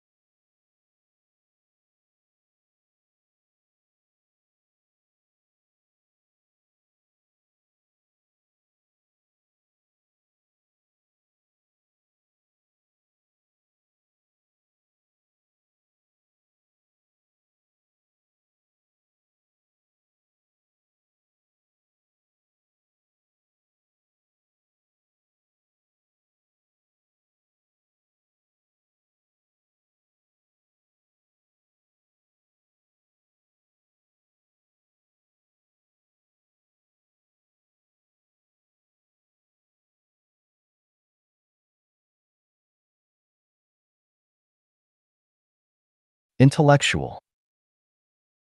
My conclusion is that a person's situation reflects their education, self-cultivation, and self-restraint, as well as their knowledge, realm, and pattern. Do you want to understand and know yourself? Then look at your current situation because it represents you. If you are very poor, have few close friends and confidants, have trouble getting help from others, and your life is rough and difficult, there must be something wrong with you. And it is not because society is unfair or others are short on love. In Life Genuine, there is one value. The world is faultless. All faults lie within us. Any trials and tribulations that we encounter are reflections of our own consciousnesses. If we want to live a good life, then we must start by transforming ourselves. This is the building of our own soul garden, as advocated by Life Genuine.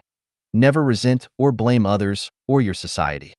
There is another phenomenon. That is, those who are good at communicating with others have relatively easy and satisfactory lives, but those who are not have more difficult and miserable ones. One can understand and know themselves from the social circle in which they interact with others. If there are no knowledgeable people in your social circle with big views, it shows that you are a commoner and it will be difficult for you to have a bright future. From this analysis, we can derive a useful life experience.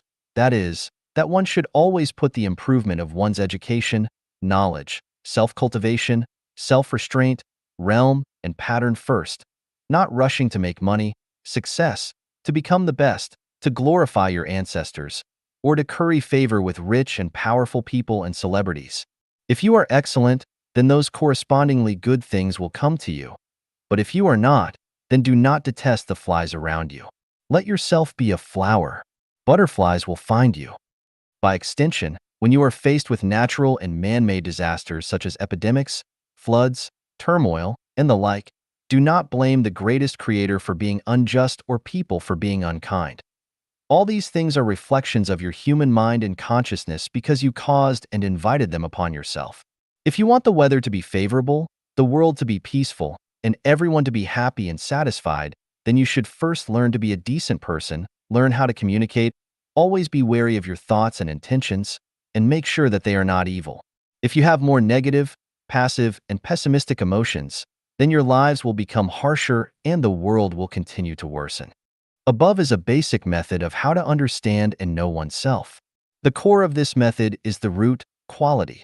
That is, if we want everything to be satisfactory, then we must change our roots. Do not envy those whose roots are bad but very flashy.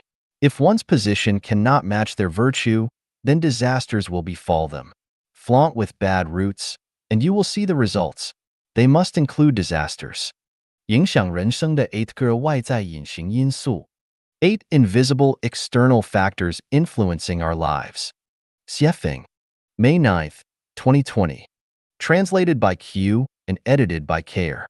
We should be aware of these 8 mysterious and invisible factors that influence our lives. Feng Shui, Geomantic Omens,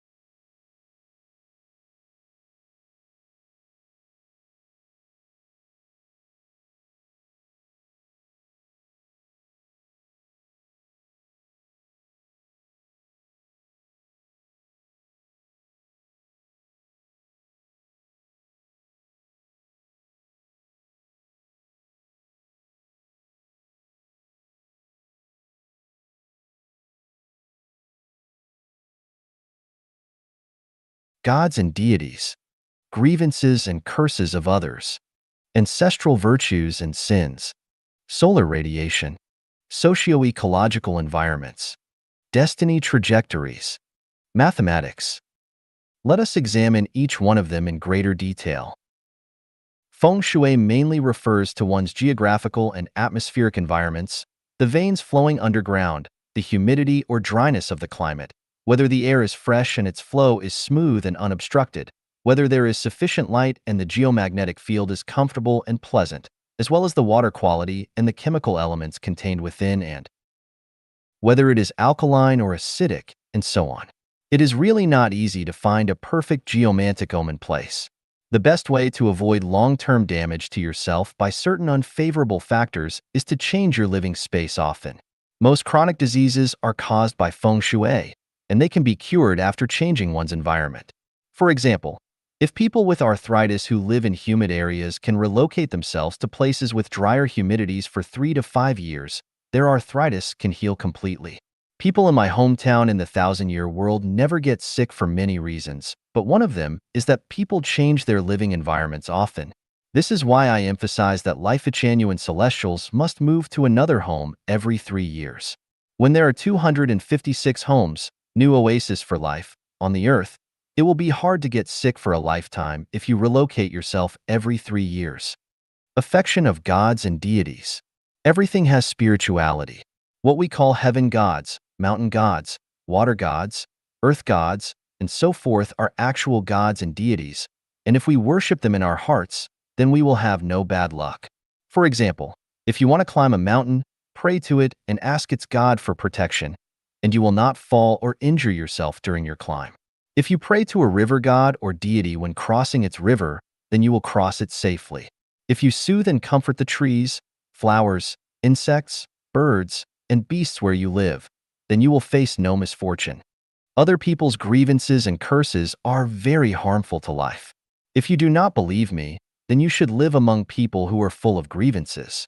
It will not only make people lose their fighting spirits, courage, and confidence in their pursuit of better lives, but it will also cause people to become depressed, get sick, and have nightmares. Curses are even more powerful.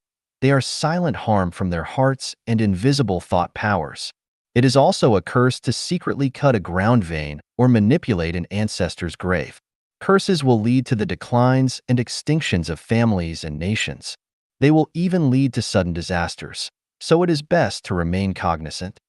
Ancestral virtue and sin karma have great impacts on life. An ancestor's virtuous karma can help their descendants to flourish and prosper, but their sin karma can lead them to wither and decline. Therefore, whether our lives are smooth or full of ups and downs, we must consult whether the karma that our ancestors created for us is virtuous or sinful. After learning the answer, we can find a way to remedy it. Otherwise, the trajectory of our lives will not change. Solar radiation. People whose ancestors lived in or near the tropics tend to have darker skin, while those whose ancestors lived closer to either of Earth's poles have lighter skin. This is caused by the amount of ultraviolet solar radiation that is present. We need to be exposed to the right amount for proper vitamin D production, neither too much nor too little. The amount varies with our latitude, and we can often change it to alleviate the damage of insufficient or excess ultraviolet solar radiation. The socio-ecological environment is crucial to the formation of human personalities and consciousnesses. It includes factors such as culture, beliefs, conventions, customs, overall values, and the outlooks on life, and the universe. If you are enclosed in a bad socio-ecological environment for a long time, you will become incapable of distinguishing fragrance from stench. It will be hard for you to know that there are mountains beyond mountains and skies above skies, and you will live very ignorantly. The trajectory of fate is an invisible binding force created by people's previous lives' merits and demerits, as well as an invisible manipulating force. The 18 unmanageable factors of life are an invisible arrangement of the trajectory of fate. Why am I so lucky or unlucky? Why have I met such a noble or unreasonable person? And other such questions are established arrangements along the trajectory of fate. To change that, to resolve or continue your trajectory of fate, you must self-cultivate and self-refine. The influence of mathematics is mysterious. Symmetry and proportion are very important. To be symmetrical and proportional, you must work hard on the math. The figure of the golden section looks beautiful, and this is caused by perfect symmetry and the most appropriate proportions. Symmetry and proportion must follow math strictly. Math is the principle of numbers. The more symmetrical things are, the longer their lifespans, and the more symmetrical a life is, the healthier it is. Once the math falls out of balance, a life will quickly decay and die, and it also becomes easier to suffer from nature. Therefore, how high a house should be, how big its doors and windows should be, how far or close it should be to the neighbor's house, how many sets of clothes and shoes should be stored in its closets, how high its tables, stoves, and windows should be, on which dates you can go out for trips or important meetings should be held, on which date the construction of the house should be started, how many plates, forks, and chopsticks should a family have, how big your house should be, and so on, are all in the math. If the math is suitable, then everything will go well, but if it is not, then everything will go against your will. There are 64 factors that affect people. The permutations and combinations of them are astronomical figures. As a person, it is hard to attend to one thing without neglecting another. The simplest method available is to follow the way of the greatest creator, the path of life. Chuan. 雪峰与年轻人聊聊. Xiefeng chats with young people. Xiefeng. October 22nd, 2020. Translated by Qinyu and edited by Care. After more than 60 years of springs, summers, autumns, and winters, I have some insightful life experiences to share with young people. They may not be correct, but they are just for reference. Life is the perception and experience of life in the human world. The richer that experience is, the deeper its perception is. The deeper that perception is, the clearer its truth is. Therefore, life is about experiences, and only those experiences form the wealth that life possesses. Some of those experiences are frustration, disappointment, failure, despair, love, friendship, kinship, sex, holy love, the spring, summer, autumn, winter, wind, clouds, rain and snow endowed by nature, joy, freedom, happiness, satisfaction, sacredness, solemnity, beauty, infinity, the coming and leaving of predestined relationships on the trajectory of life, and the cycles of causes and effects. When you are young, do not pursue vanity and trends, be engulfed by the trends of the times. Compare yourself with others, or pursue material possessions, such as buying real estate, cars, expensive consumer goods, high-end supplies, and so forth. If you focus on material abundance and possessions, then you are heading towards decadence, corruption, depravity, pain, troubles, and death. Rather, you should spend your time and energy on learning scientific knowledge and skills, how to behave, the teachings of gods, Buddhas, and celestials, and how to enhance the value of your life. Do not study metaphysics or enter religious groups, political groups, or various cultivation groups because they are all problematic. Especially do not learn anything about magical powers, special abilities, or spell powers. I do not even advocate the premature learning of Buddhism, Taoism, or divine law, let alone supernatural powers. Learning is to enrich one's understanding and to improve the quality of their life, not to be an official or make money, glorify and illuminate one's ancestors, or to be outstanding, let alone to build your good fame forever, but to experience life more deeply and to experience fun and wit of life. Why is the most important thing in life to enrich one's understanding and improve the quality of life? You can only understand it if you look at and study stones. From diamonds, emeralds, rubies, sapphires, opals, aquamarine, tourmaline, moonstones, and garnets, to pebbles, each of their values are completely different. Although we cannot always be human diamonds and emeralds, we cannot let ourselves become the pebbles among people. The more precious the stones are, the more embedded they are into the most sacred places, and the rougher they are, the more they are laid under people's feet. If someday someone can become a god, you will know that the purer their quality of life, the more they will live in a free and perfect world, and the lower their quality of life, the more they will live in a world of control and dilapidation. When you are young, Do not waste your mind on building relationships with people because the cost of doing so is very high. Many people spend their precious time, energy, and even wealth on maintaining relationships, but it is not worth it. As long as they are people, they will part ways with you. Lasting relationships are almost impossible to maintain. Following predestined relationships is best, but not maintaining them deliberately. True confidence will appear on your road to strive forward instead of in the relationships you maintained by racking your brains. If you are a precious gemstone, then you will not need to establish relationships deliberately because people will chase you. If you are a cobblestone, then no matter how you rack your brains to establish relationships, people will abandon you. We are currently living in the era of network information, and the biggest characteristic of it is impetuousness. People are impetuous, markets are impetuous, society is impetuous, religion and political parties are all impetuous. There are bubbles everywhere, and they will burst at any time. Therefore, learn to calm down and think and study those that can last longer. According to my observation and analysis, 95% of the internet's content, including social media, is rubbish. Therefore, if you invest your time and energy with social media on the internet, you will be collecting rubbish and you will be dealing with rubbish. In the long run, you will become a garbage collector.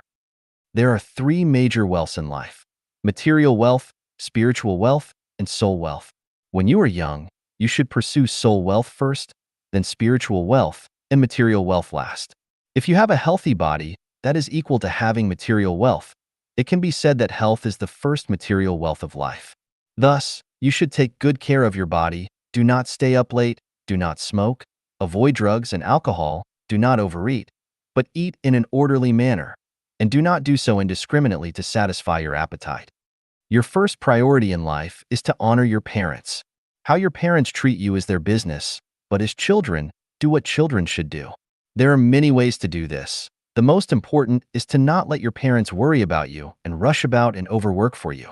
You may not be able to provide superior material wealth for your parents, but at least do not let your parents work hard to provide you with superior material conditions because you are a human, not a pig, and your parents raised you to adulthood.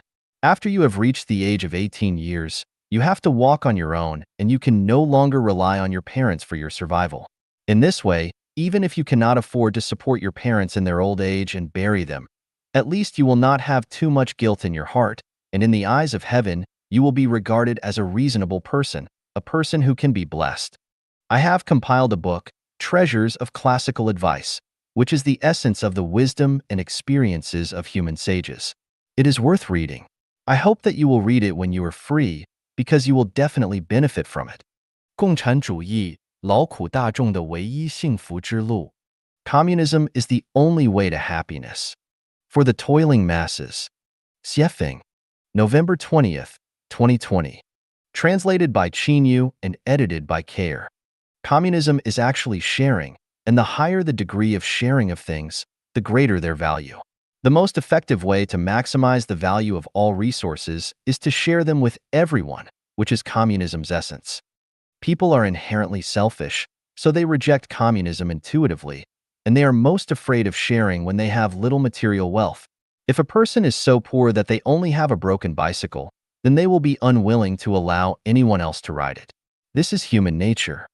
However, when people not only have material wealth, but also power, status, and reputations, they always want to make themselves and their families live more luxuriously than those around them so that others will envy them.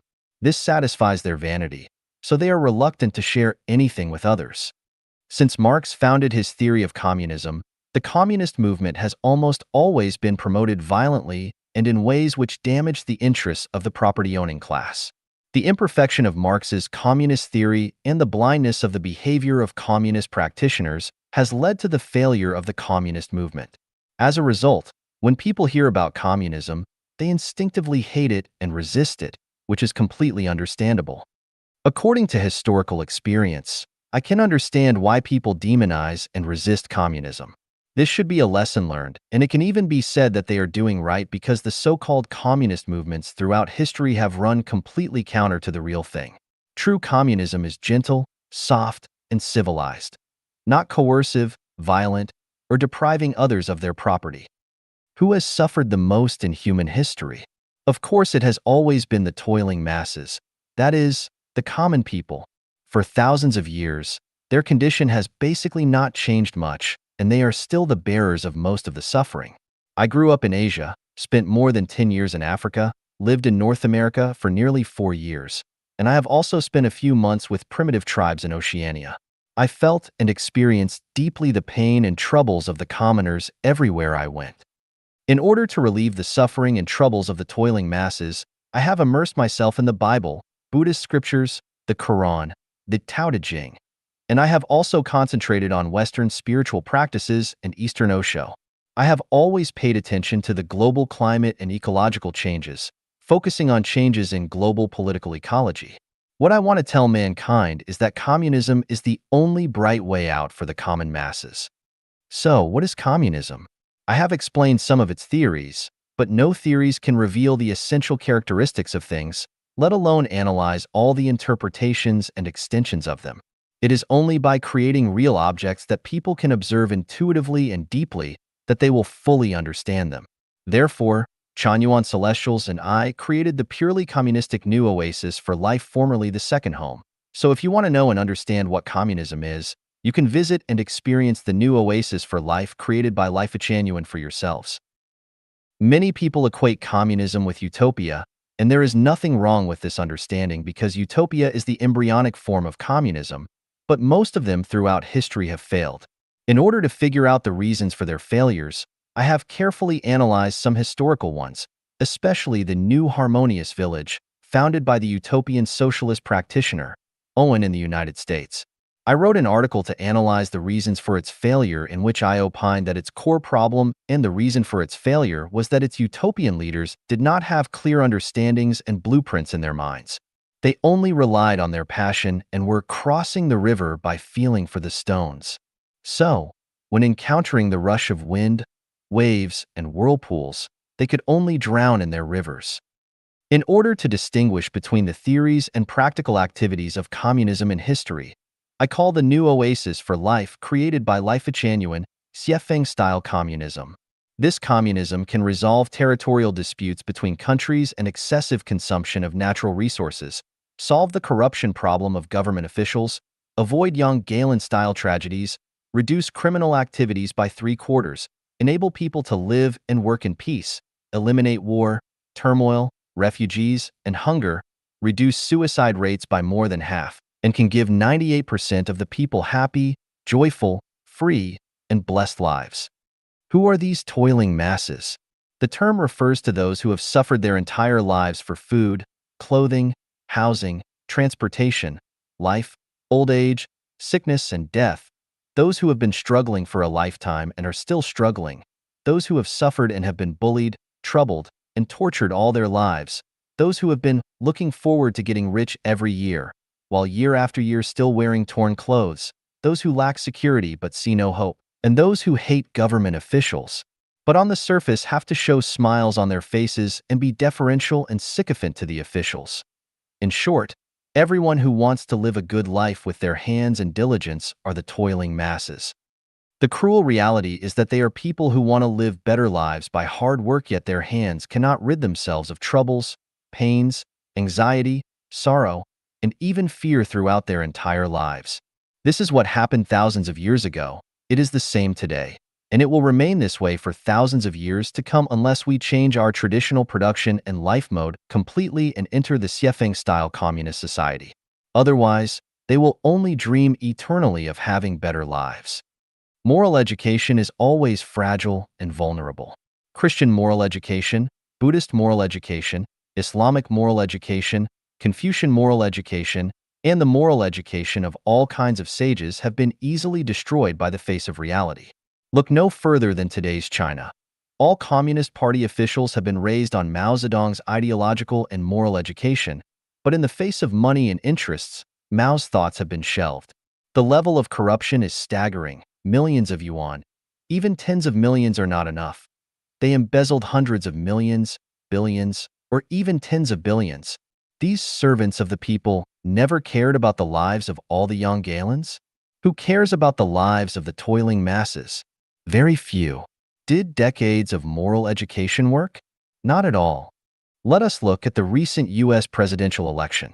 Before the result of the election had even been settled, the mainstream media in the United States rushed to declare Joe Biden as the president, followed by the heads of Western democracies such as Britain, France, Germany, Israel, and other similar countries which sent congratulatory letters to Biden for his election victory. Even the president of Taiwan, Tsai Ing-wen, who is known as a Democrat, hurriedly sent congratulatory messages to Biden. No matter who is elected president, respecting the facts and listening to the voices and wishes of the people is the basis and bottom line of morality. The mainstream media's announcements and the congratulations of foreign before the facts had emerged and the votes had been counted violates the basic bottom line of morality and does not conform to legal procedures. What should be emphasized here is that most people in Western society have been educated in Christian morality, but where is the morality of the mainstream media? Where is the morality of those national leaders? Democratic countries are like this, but moral education in non-democratic countries is not even worth considering. The facts tell us that moral education is not enough to allow the toiling masses to live and work in peace and contentment because all spiritual chicken soup is an anesthetic.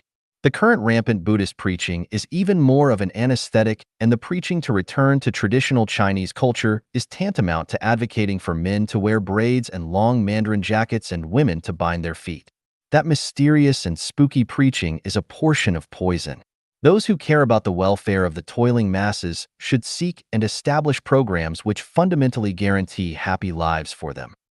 It might be very good to say that we should put power in the cage of the system, such that government officials dare not, cannot, and would not have access to corrupt practices, but unfortunately, it is the system itself that is the best soil for officials to grow corrupt, so the system will be unable to restrain and stop it because it is its own hotbed of corruption. I ask, can this system shut down power? Can it shield officials from corruption?